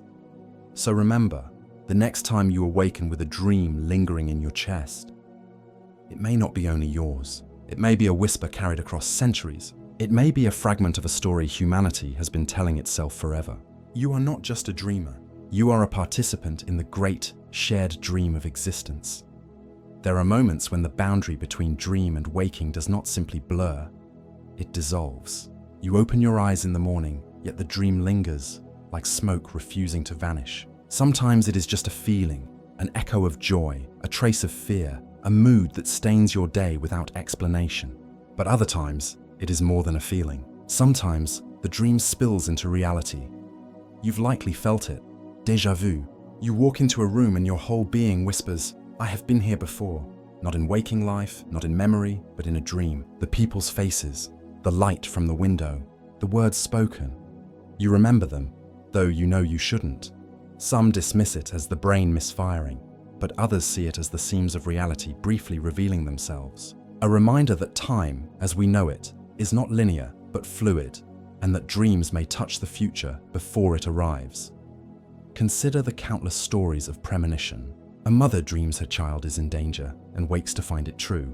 A man dreams of numbers, wakes to write them down, only to see them emerge as winning lottery digits. Soldiers, sailors, travelers across history have recorded dreams that foreshadowed disasters, battles, discoveries. Are these accidents of chance, or are dreams antennas, tuning us into frequencies beyond the reach of waking thought? But the spillover is not always prophetic. Sometimes it is creative. Many of humanity's greatest breakthroughs were born in dreams that crossed into waking life. Dmitri Mendeleev, frustrated in his attempts to organize the elements, dreamt of a table where each element fell into place, and the periodic table was born. Paul McCartney dreamed of a melody so clear he thought it already existed. It became Yesterday, one of the most iconic songs of all time. Mary Shelley dreamed of a scientist haunted by the monster he created, and thus Frankenstein breathed into the world. These are not just coincidences. They are evidence that the dreaming mind is not bound by the same locks as the waking mind. It roams freer, dives deeper, and sometimes carries its treasures back to daylight. And then there are the stranger cases. Sleep paralysis, where you awaken but cannot move, your body frozen between dreaming and waking. In that paralysis, visions appear. Figures at the edge of the bed, whispers in the room, shadows pressing down on your chest. Cultures across the world have given names to these visitors: the old hag, the jinn, the nightmare. Science explains it as a neurological glitch, but for the dreamer, it feels more than a glitch. It feels like the dream has breached the waking world, like two realities have collided. Lucid dreaming is another spillover, but in reverse. Instead of the dream entering waking life, waking consciousness enters the dream. You realize within the dream that you are dreaming. Suddenly the laws of physics bow to your will. You fly, you walk through walls, you speak to the subconscious itself. Here, the boundary is not merely blurred. It is a doorway you can step through, carrying awareness from one world into another. Many who practice lucid dreaming say it changes their waking life as well, giving them confidence, creativity, even healing. But what if these spills are not accidents at all? What if the dream and waking world are not two separate realms, but one continuous field, and we merely shift our focus from one spectrum to another? Imagine reality as a vast ocean. By day we swim near the surface, eyes open, seeing sunlight on the waves. By night we sink deeper into darker waters where light bends differently, and creatures we do not see by day emerge. Both are real, both are part of the same sea. The spillover moments, déjà vu, premonitions, lucid dreams, are when the current sweeps us across, when the boundaries dissolve and the ocean shows itself whole. There are personal stories too. People who dream of a stranger, only to meet them years later. People who dream of a place, only to stand in it one day with shivers running down their spine. People who dream of loved ones long gone, waking with tears so real they smell the perfume, feel the embrace. Science may label these as hallucinations of memory, but to the dreamer, they are experiences as real as any waking event. And if reality is defined by the depth of experience, then perhaps dreams that spill into reality are not less real, but simply another form of it. Spiritual traditions have long held this view. In some cultures, dreams are the truest world, and waking life is the illusion. The Aboriginal peoples of Australia speak of the dream time, a sacred dimension where the ancestors sang the world into being, and where every dreamer still visits each night. To them, when a dream spills into waking, it is not strange, it is natural. It is reality revealing its deeper layer, and perhaps you too have had such moments. The dream that warned you, the dream that guided you, the dream that changed your art, your choices, your life. These are not accidents, they are messages from the deeper self, or from the collective field, or from something greater than both. So when a dream follows you into daylight, do not dismiss it. Do not say it was only a dream, for maybe there is no such thing as only in the realm of dreams. Maybe every spillover is a reminder that consciousness is not confined, that time is not fixed, that imagination is not merely pretend, but a force that shapes reality itself. The veil is thinner than we think, and sometimes, in those shimmering moments, the two worlds touch, leaving you with a story that feels too strange to believe, yet too powerful to deny. Imagine two particles born from the same breath of existence, flung into opposite corners of space, yet somehow still speaking in whispers no distance can silence. This is entanglement, not just a bond, but a secret language of the quantum world, a dialogue woven into the fabric of reality, where cause and effect blur, and communication defies the logic of speed and separation. Picture yourself holding a book. Its pages are words, its chapters are stories, but the book itself is bound by a spine, unseen from the words yet holding them together. Entanglement is that invisible spine, holding together particles across time and distance, binding their outcomes in a way we cannot fully see, only infer. One particle spins up, the other spins down. One changes, the other answers. Not a second later, not even a fraction of light speed later, instantaneously. To the human mind, raised on the orderly march of cause and effect, this feels impossible. It challenges the very throne of relativity, the rule that no information travels faster than light. And yet, experiment after experiment confirms it. Entangled particles respond as though they were still one body, still whispering across the gulf of separation. Einstein himself resisted this strangeness, calling it spooky action at a distance, as though haunted by its implications.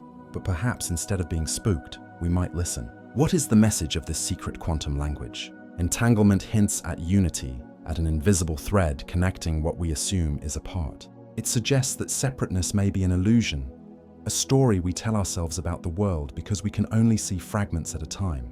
Maybe there are no truly isolated things, only echoes and reflections of the same cosmic dance. What happens to one is, in a sense, already happening to the other because they share something deeper than space or time. Think of a violin string plucked in a silent room. If another violin nearby is tuned just right, its string will vibrate too, resonating with a music that passes not through touch, but through harmony. Entanglement is resonance at the deepest level of existence. Particles vibrating in tune with one another, regardless of the gulf between them. It is less like a signal crossing a distance, and more like a pattern revealing itself in two places at once. And so, what does this say about us? If the smallest building blocks of matter are never truly alone, could the same be true for everything constructed from them? Are our thoughts, our choices, our lives rippling with unseen threads that connect us beyond words, beyond borders? Perhaps the secret language of entanglement is not just for particles. Perhaps it is also the quiet reminder that separation is never absolute. That behind every face we see, every star we gaze at, there is something silently shared, something indivisible. Entanglement's secret language is not one of words, but of unity. It is the poetry of a cosmos that does not know true isolation, that carries connection in its bones. And maybe, if we listen closely enough, we will recognize the same whisper within ourselves, telling us that the distance between us is never as wide as it seems. There comes a point where our language fractures, where our metaphors crumble, and where even the finest instruments of science strain under the weight of mystery. The quantum world presses against the boundaries of our understanding, reminding us that we are explorers in a realm that resists being fully mapped. We stand with lanterns at the edge of a vast and stormy sea, glimpsing shapes in the mist, hearing echoes from across the waves, but never holding the whole ocean in view. Our minds, shaped by survival, crave order. We built clocks to measure time, rulers to measure space, and formulas to measure truth. But quantum reality laughs at these neat divisions. It tells us particles can exist in two places at once, that observation alters what is observed, that certainty itself is a luxury we cannot always afford. It leaves us with probabilities where we sought absolutes, with paradoxes where we sought clarity. And yet, these boundaries are not failures, they are invitations. To confront the strange is to grow, to realize that mystery itself is not an enemy but a guide. Every unanswered question stretches our imagination, pulls us into new ways of thinking, humbles us before the enormity of existence.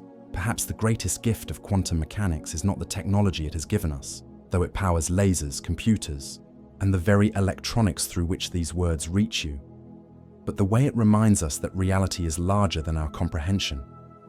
Think of it this way. A child gazes at the night sky and wonders how many stars there are. The adult, armed with telescopes and mathematics, can calculate galaxies, distances, and magnitudes. But still, the child's wonder remains untouched. Quantum physics restores that childlike awe to even the most advanced mind, telling us that behind every answer lies another question, behind every certainty, a veil of mystery. The boundaries of understanding are not walls but thresholds. They do not end our journey, they begin it. When we reach the point where logic stutters, where words collapse, where intuition feels both lost and strangely alive, we are closest to the heart of truth. For reality may not be something to fully explain, but something to enter into, an experience as much as a fact. And so, as we step away from this chapter of the quantum story, we do not close a book, but open a window. Beyond it lies a reality stranger, vaster, more interconnected than we can yet describe. The quantum world does not shrink before our ignorance. It beckons us forward into its shifting seas of possibility. And maybe that is its final lesson, that the boundaries of understanding are not limits at all, but the beginning of wonder. When the body grows heavy and the world begins to dim, there is a silent threshold we all cross without noticing, the borderland where waking fades and dreaming begins. It is not a switch, but a slow descent, like slipping beneath the surface of still water.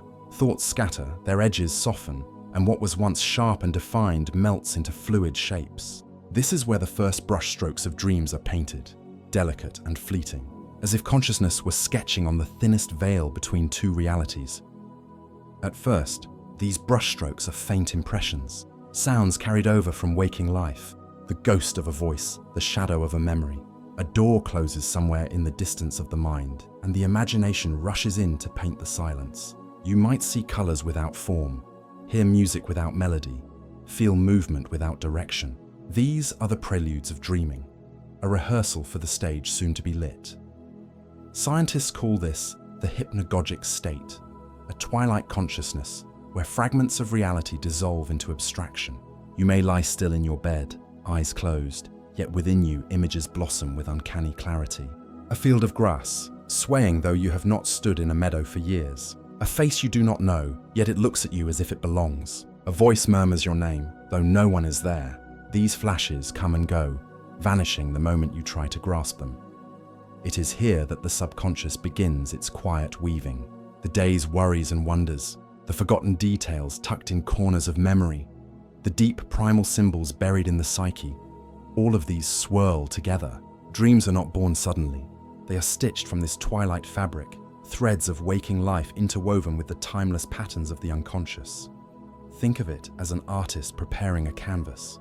The mind lays down a background wash of color, shadows, blurs, whispers, and only then do clearer images emerge. This is why dreams can feel so strangely familiar, as though they were painted with pigments from your own life but arranged into landscapes never before seen. And here, at the beginning of sleep, lies a delicate paradox. You are both present and absent, aware enough to catch glimpses, unaware enough to surrender. It is a passage, a secret gate through which all dreamers must walk. In this liminal state, consciousness loosens its grip, like a hand unclenching, allowing the deeper self to rise and speak in symbols. These first brushstrokes of sleep remind us of something profound, that consciousness is not a rigid flame, always burning the same way, but a shifting light that bends, flickers, and transforms. And when it dims just enough, when the world outside is hushed, the inner world comes alive, waiting to carry us into its theater of infinite possibility. When the eyes close and the body surrenders to stillness, something extraordinary happens beneath the surface. You may believe you've simply fallen asleep, but within the hidden chambers of the brain, a quiet labor begins. Construction, assembly, orchestration. The subconscious, a silent architect, awakens to its nocturnal task.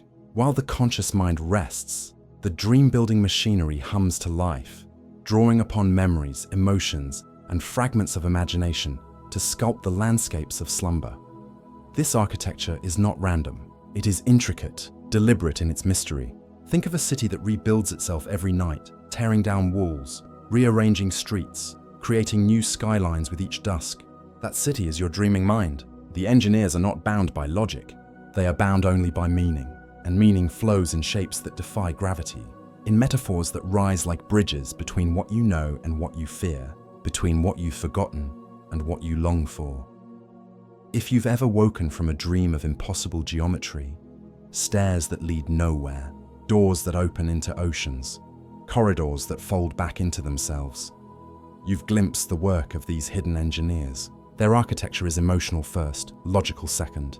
They are less concerned with the laws of physics than with the laws of the soul.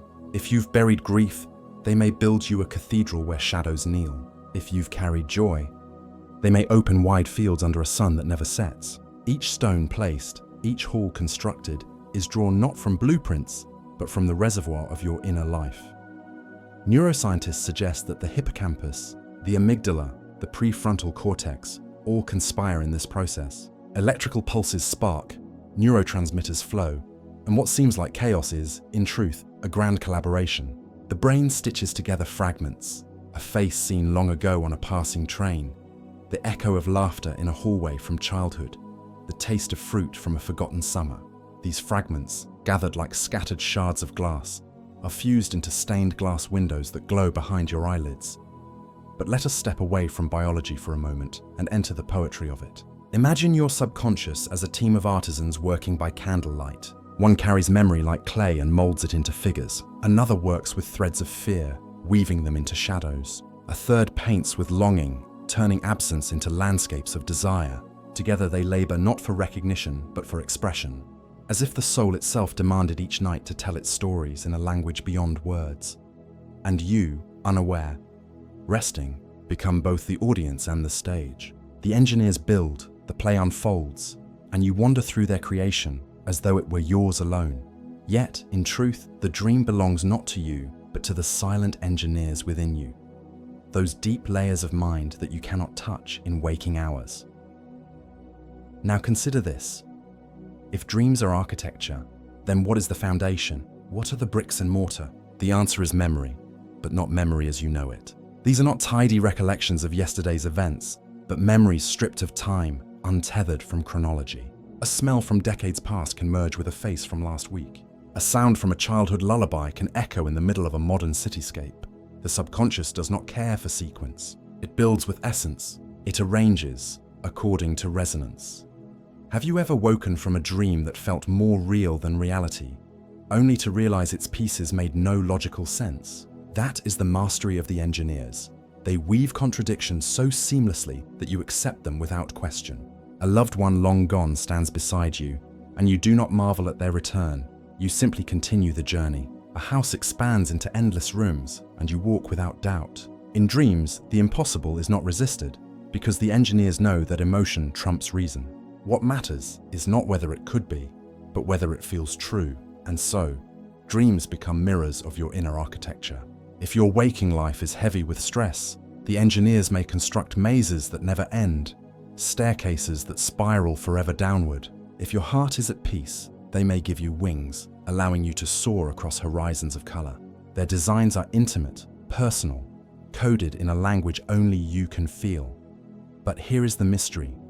Though each dream is personal, the engineers draw from a shared blueprint that belongs to all humanity. Myths across cultures describe the same archetypes: floods, labyrinths, journeys, strangers who guide, beasts who chase, doors that must be opened. How is it that a person in one corner of the world dreams of falling, while another thousands of miles away dreams the same fall, the same sensation of weightlessness and terror?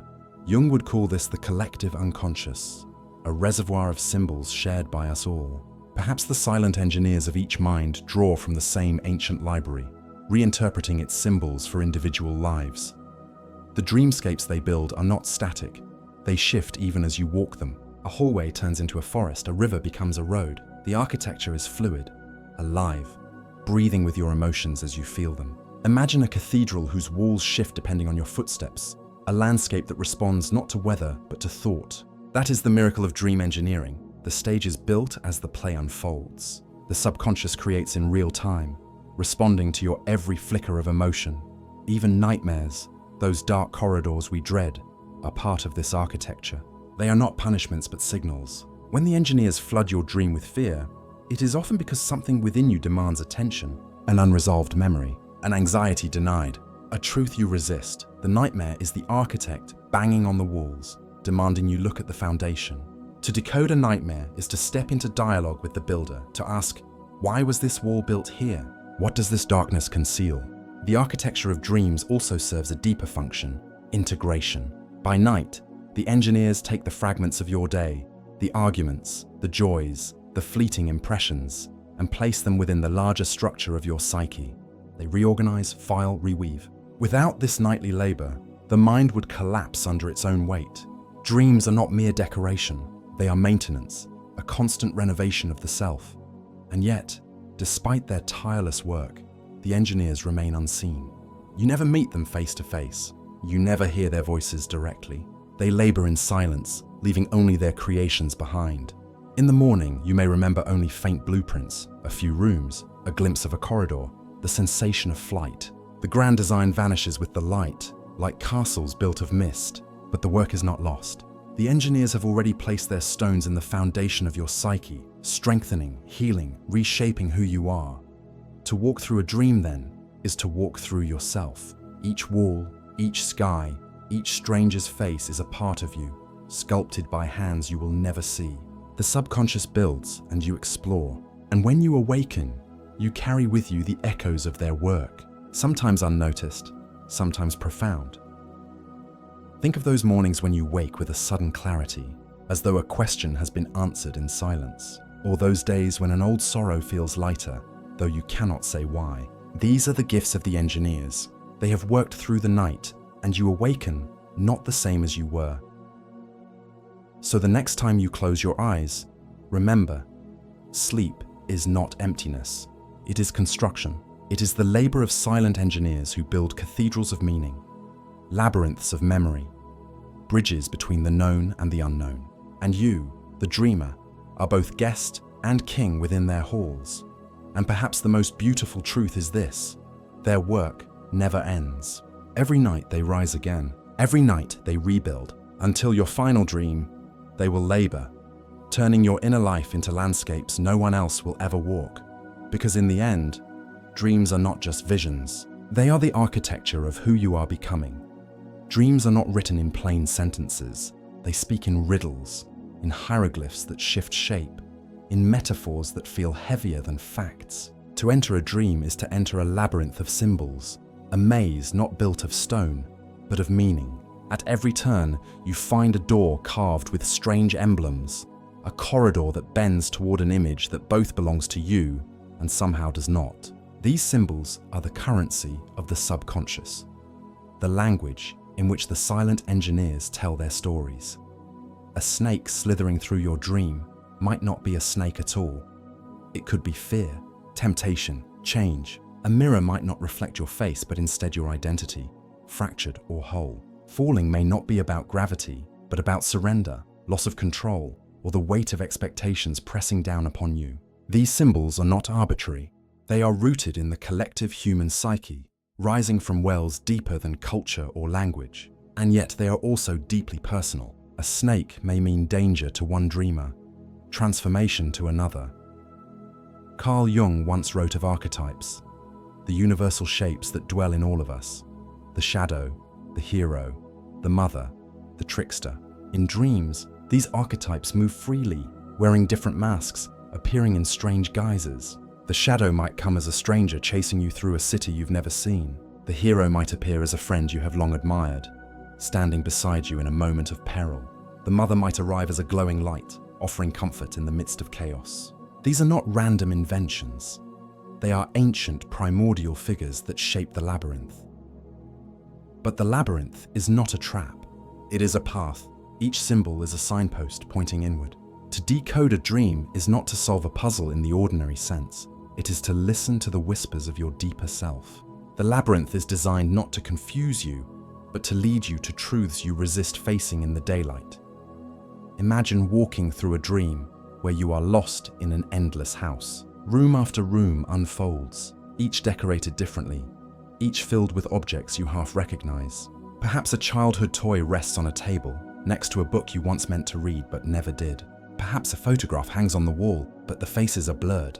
This is the labyrinth at work, a structure built of symbols meant to show you that your life is not a linear story, but a mosaic of fragments waiting to be connected. Why symbols? Why not simply show us the truth directly?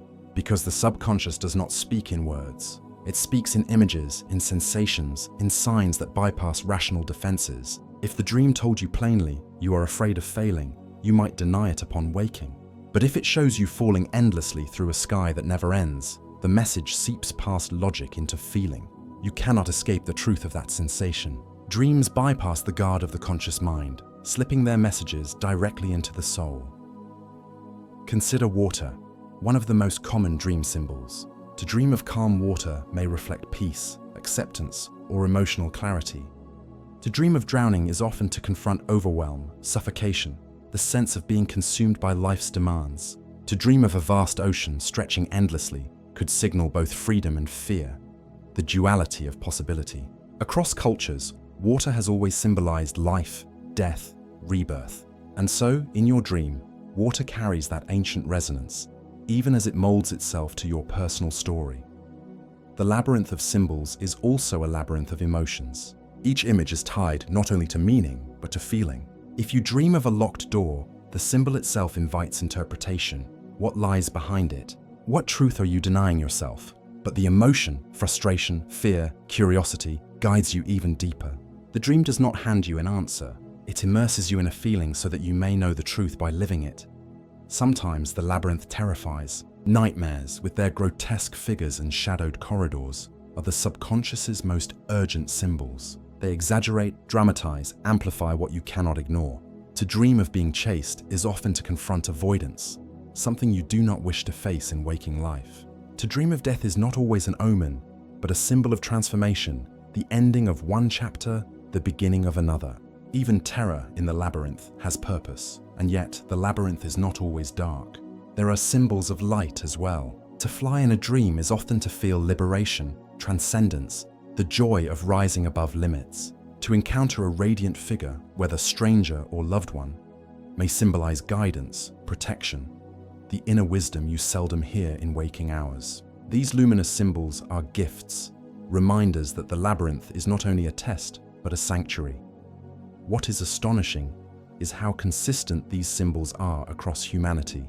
A child in one corner of the world dreams of being chased. A poet centuries ago dreamed the same chase. An elder, somewhere far away, dreams of falling, of searching for keys, of walking through endless forests. We are bound together by this shared symbolic language, as if the labyrinth is not merely personal but universal. To walk it is to join humanity's oldest conversation. And yet every labyrinth is unique. Though the archetypes may be shared, the pathways differ. One dreamer's labyrinth wins through memories of loss, another's through hopes not yet realized. Your labyrinth is yours alone, shaped by your history, your wounds, your desires, and within it, every symbol carries both the weight of humanity and the whisper of your personal story.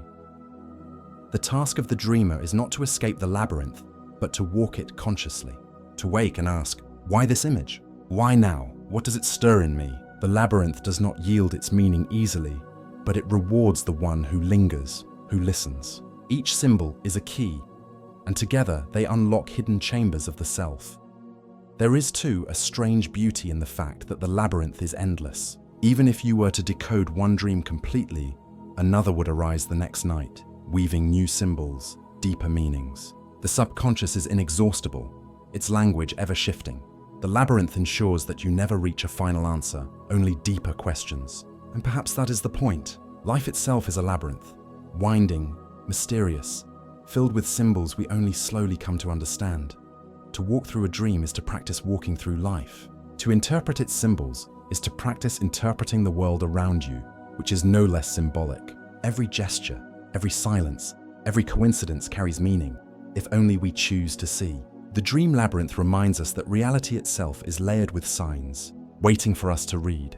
So tonight, when you close your eyes and step once more into the shifting corridors, remember, the labyrinth is not a trap, it is a map. Each symbol is a torch held out by your subconscious, guiding you toward a truth you have long sought but never dared to name. The journey is not easy, but it is yours. And in walking it, you come closer not only to understanding your dreams, but to understanding yourself. Because in the end, the labyrinth of symbols is not about decoding messages. It is about becoming fluent in the language of your own soul. We often imagine dreams as something that happened to us, phantoms that arrive uninvited, scripts written by invisible hands. But beneath that passive surface lies a deeper truth. We are not only wanderers in our dreams, but architects. The labyrinth, the symbols, the landscapes of mountains and oceans, of endless staircases and forgotten cities. These are not imposed upon us by some external storyteller. They are born from us, crafted by the very fabric of our being. The dreamer is not only a guest in the house of night. The dreamer is also its builder. It begins subtly. You drift into sleep and images rise unbidden. Faces, rooms, fragments. At first it seems like chaos, but the longer you walk within a dream, the clearer it becomes that you have shaped this world without knowing it. The people who appear are composites of your memory. The places are collages of real and imagined locations. Even the laws of physics within the dream are tailored to your mind's unspoken expectations. Gravity pulls because you expect it to. Walls stand because you have always believed they should. And when those expectations falter, when the subconscious decides to bend its own rules, you may find yourself flying, or breathing underwater, or speaking with the dead. The role of dreamer and architect is fluid. At times you seem powerless, swept along by forces you cannot control. A chase unfolds, a storm approaches, and you run without questioning. Yet even in these moments, your subconscious has chosen the storm, chosen the pursuer, chosen the path beneath your feet. You may not feel in control, but the deeper self, the one hidden beneath daylight awareness, guides the design. Consider lucid dreaming, that rare and luminous state where the dreamer awakens within the dream. Suddenly the curtain lifts. You realize not only that you are dreaming, but that you hold the pen. With a thought, you can paint new skies. With a decision, you can transform the monster into a bird, the prison into a meadow. Lucidity is the purest expression of the dreamer as architect. And yet, even here, the subconscious remains a collaborator, offering the raw material from which your conscious will build. It is a dance, a co-creation. Why does this matter? Because it reveals something profound about consciousness itself. We often divide our lives into two realms: the waking world, which we imagine as fixed, external, immutable, and the dream world, which we dismiss as fleeting, internal, unreal. But what if this division is less sharp than we think? In dreams, we see directly how expectation shapes reality, how belief bends the rules of experience. If you expect to fly, you fly. If you believe the door will open, it opens. Is waking life so different? Do we not also construct our realities from expectations, beliefs, unspoken assumptions? The dream reminds us that we are architects, not only in slumber, but in every moment we breathe. The architecture of dreams also exposes the layers of self we seldom notice. A dream might place you in a house that feels familiar, yet strange. Upon waking, you realize it was a combination of your childhood home and a place you once visited in passing. The architect within you drew from the library of memory, fused pieces together, and presented them as a coherent whole. Or you may dream of a stranger who feels intensely significant. Later, you recognize fragments: the eyes of a friend, the voice of an old teacher, the presence of someone you admired from afar. Again, the architect works unseen, blending fragments into a new creation. But the most fascinating structures the dreamer builds are not landscapes or characters. They are situations. Entire scenarios unfold with logic all their own. You are in the middle of a trial, accused of a crime you did not commit. You are standing on a stage, expected to perform though you've never rehearsed. You are searching for something, always searching, and though you never find it, the quest feels necessary. These are not accidents. They are staged dramas, crafted by the architect to confront you with truths you have ignored. The dream is theatre, and you are both playwright and actor. There is also a strange humility in this, because while you are the architect, you are not always aware of your own designs. The subconscious is vast, and its choices often surprise you. You may ask, why did I build this nightmare? Why did I create this storm? The answer may be hidden from the conscious mind, but the truth is that even your darkest dreams are self-made, expressions of fears, unresolved conflicts, or wounds that seek healing. To acknowledge yourself as architect is to take ownership of the labyrinth, to see even nightmares as your own creations, and therefore as opportunities to understand. And yet, the role of architect is not one of complete control. No dream is purely designed by will. The subconscious brings its own mystery, its own ancient wisdom, into the building.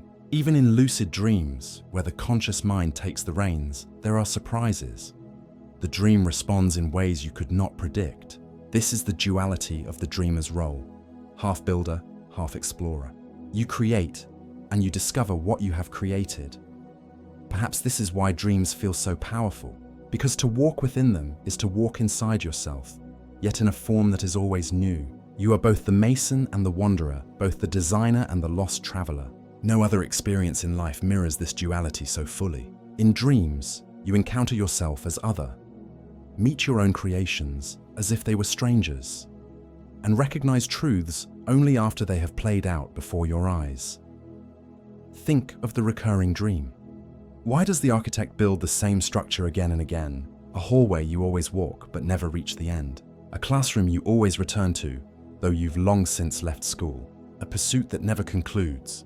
These are unfinished constructions, blueprints the subconscious insists upon revisiting until the message is heard. The repetition is not failure, it is insistence. The architect is telling you, this wall must be faced, this room must be entered, this lesson must be learned. And then there are the rare dreams of breathtaking beauty. Dreams where the architecture seems greater than anything your waking mind could imagine. You wake in awe, convinced that no part of you could have created such majesty. But who else could have built it? These dreams reveal the depths of the architect's skill. They are glimpses of the vast creative force within you, a force that usually remains hidden beneath the noise of waking thought. There is an old belief that dreams are messages from beyond, visions given by gods or ancestors. But perhaps the truth is more intimate. The messages come not from the outside, but from the deepest inside, from the architect self that knows more than your daylight mind ever could. Dreams are your own letters to yourself, written in the architecture of symbols and stories. And if we accept this, if we embrace ourselves as the architects of our dreams, then each night becomes an opportunity. Not just for rest, but for exploration. Not just for forgetting, but for remembering. Each dream becomes a draft, a sketch of who we are, who we were, and who we might become. To dream consciously is to step into dialogue with your hidden architect, to co-create with the part of you that speaks not in words but in visions. In the end, perhaps this is what dreams teach us, that creation is not limited to art or science, to waking hours or deliberate acts. Creation is constant, woven into the very fabric of our existence. We are builders always, of worlds within, of realities without. The dream reminds us of this truth in its most direct form. Every night we fall into sleep, and every night we awaken in a world we ourselves have built. And when you open your eyes in the morning, when the dream dissolves like smoke in sunlight, remember, you are still the architect. The worlds you build in waking life are no less shaped by your mind, your beliefs, your choices. Dreams are only the training ground, the rehearsal. Life itself is the masterpiece. So the next time you close your eyes and step into slumber, do not think of yourself merely as a wanderer. See yourself as the builder, the artist, the architect of inner worlds. Recognize the landscapes as your own creations, and walk through them not as a guest, but as a maker. For the truth is simple and yet infinite. You do not merely dream, you build. Beneath the surface of every dream, behind the shifting skies, the impossible staircases, the conversations with strangers who know your name, there are hidden architects at work. They are not people, not conscious planners with blueprints in hand, but forces within the mind, ancient and tireless, weaving the architecture of slumber with quiet precision. To speak of them is to step into mystery, because even science, with all its instruments and measurements, cannot fully map their presence. And yet, every night, we live inside the palaces they build. Consider how a dream often feels seamless while it unfolds, though its structure collapses under daylight scrutiny. You walk through a door into a place that should not exist, yet in the dream it feels inevitable, designed with purpose. You speak to someone who shifts faces mid-sentence, but the narrative continues without pause, as though the architect had already accounted for this change. How does the mind sustain this illusion, this theater of constant transformation? The hidden architects are layers of the psyche, memory, emotion, imagination, and something older, perhaps collective, that stretches beyond the individual. Each plays a role in construction. Memory provides the bricks and fragments, the street you grew up on, the teacher you once admired, the color of a childhood blanket. Emotion chooses the design. Anger builds a storm. Longing paints a reunion. Fear constructs a labyrinth with no exit. Imagination supplies the mortar, binding these pieces together into a world that feels both strange and whole. But beyond these, there are architects more elusive. Carl Jung spoke of archetypes, universal figures that rise in dreams across cultures and ages. The wise old man, the trickster, the shadow that follows you in silence. These are not random inventions, but recurring blueprints in the architecture of the collective unconscious. When they appear, they are not yours alone. They belong to humanity, a set of patterns written deep into the shared fabric of mind. Science peers into this hidden workshop and sees electrical storms, neurons firing in patterns, brain regions lighting up and quieting down. But what a sterile description for such elaborate worlds. To reduce the dream to synaptic activity is like describing a cathedral by the arrangement of its stones, without mention of the music that echoes inside. The truth is, the architects of dreams dwell between biology and myth, between chemistry and poetry. They are the invisible hands that sculpt symbols out of memory and paint meaning onto chaos. Sometimes, the architecture is intricate, carrying you through a storyline that feels destined, as if written long before sleep. Other times it is fragmentary, collapsing into disjointed scenes. Yet even there, the architects leave clues. A broken mirror, a staircase that leads nowhere, a voice calling from another room. Each symbol is a message from the builders, encrypted in the language of the subconscious. What fascinates most is how these architects seem to know us better than we know ourselves. They unearth forgotten details, stir feelings we tried to bury, and assemble them into forms that demand our attention. A dream can humble us with awe, terrify us with hidden fear, or soothe us with visions of what we most crave. In this way, the hidden architects are not only creators, but also mirrors, reflecting the truths we carry silently, truths too heavy or subtle for waking life to bear. And so, every time you close your eyes and drift into sleep, remember, you are entering a world built in secret. The architects are already at work, sketching the walls, arranging the symbols, planting the encounters you will walk through like corridors of meaning. You may not always remember their work when morning comes, but deep within, the architecture leaves its trace, a resonance, a feeling, a shadow that lingers as if to remind you, there is more to you than you know, and dreams are the proof. There is a question that quietly lingers in the corridors of sleep. If dreams are crafted by hidden architects, by memory, emotion, and the mysterious unconscious, then what role do we, the dreamers, play? Are we only visitors wandering through palaces built without our consent? Or do we hold the pen, the chisel, the brush in shaping these worlds ourselves? The answer lies in the paradox of dreaming.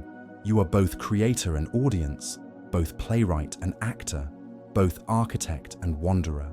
While much of the dream seems to rise unbidden, flowing from depths of mind you cannot consciously command, there are moments when your hand presses into the clay of that inner world. Subtly, sometimes without realizing. You bend the architecture of the dream toward your own desires and fears. Think of a night when fear caught hold of you, a nightmare where shadows stretched too long and whispers followed too close. Did you notice how the nightmare seemed to grow sharper the more terrified you felt? Fear was not merely experienced, it was shaping the corridors around you, filling them with threat. Or think of a dream where longing guided you into the arms of someone absent, someone lost to distance or time. That longing became the architect, laying down streets that led you straight to their presence. In these moments, you, the dreamer, are not passive. You are actively building, though not with the deliberate precision of waking thought. Instead, you shape through feeling, through the gravity of desire and dread, through the subtle brush of intention. And sometimes, the dreamer awakens inside the dream. Lucid dreaming is the clearest revelation of this hidden role. Imagine standing in a dream and suddenly knowing this world is mine to mold. Walls can melt into waterfalls at a glance. A locked door can open into a meadow if you will it. You can summon a forgotten face, fly above the earth, or rewrite the nightmare into light. In lucid dreams, the dreamer becomes fully aware of their power as architect, no longer guided only by unconscious forces, but by conscious choice. Yet even outside lucid dreaming, your presence shapes the design. The dream is not separate from you. It is you. Every symbol, every voice, every landscape springs from within your mind, carrying fragments of your story. The dream is your reflection, but not a static mirror. It is an active canvas where your hidden self paints freely. You may not always guide the brush, but your essence provides the colors. This makes dreaming profoundly intimate. To enter your own dream is to walk through the corridors of your soul, some built by hands you do not recognize, others raised directly by your thoughts and emotions. You are the dreamer, but you are also the dream itself. The architect is hidden, yes, but it is not foreign. It is you, in another form, unbound by the rigid lines of waking reason, free to create worlds as vast or as fragile as clouds. Perhaps this is why dreams feel so hauntingly personal, even when their imagery is strange. The dreamer is always the architect, even when they do not know it. Every mountain climbed, every storm weathered, every impossible conversation held with the long departed. These are structures raised from the architecture of your being. So the next time you wake from a dream and feel its echo trailing behind you, remember, you were not merely a guest in that world. You built it, with memory as your stone, with emotion as your mortar, with imagination as your sky. You built it, you walked through it, and you left it standing behind you in the quiet halls of the mind. And though the dream fades with the light of morning, its architecture is never truly gone. It leaves impressions, subtle and unseen, shaping the architecture of your waking self. And so, dear traveler, our journey through the landscapes of slumber reaches its quiet close. We have wandered together through the twilight gates of sleep, traced the brushstrokes of the subconscious, and stood in the cathedrals built by hidden architects. We have felt how memory, desire, and fear shape the worlds we walk in darkness, how the dreamer is never just a wanderer, but also a creator, painting reality with the unseen colors of the soul. But dreams do not end here. Even now, as you listen, your mind holds 1,000 unopened doors, each waiting to swing wide the next time your eyes grow heavy. Within those doors lie stories only you can tell, fragments of yourself waiting to be found, voices whispering in the language of symbol and shadow.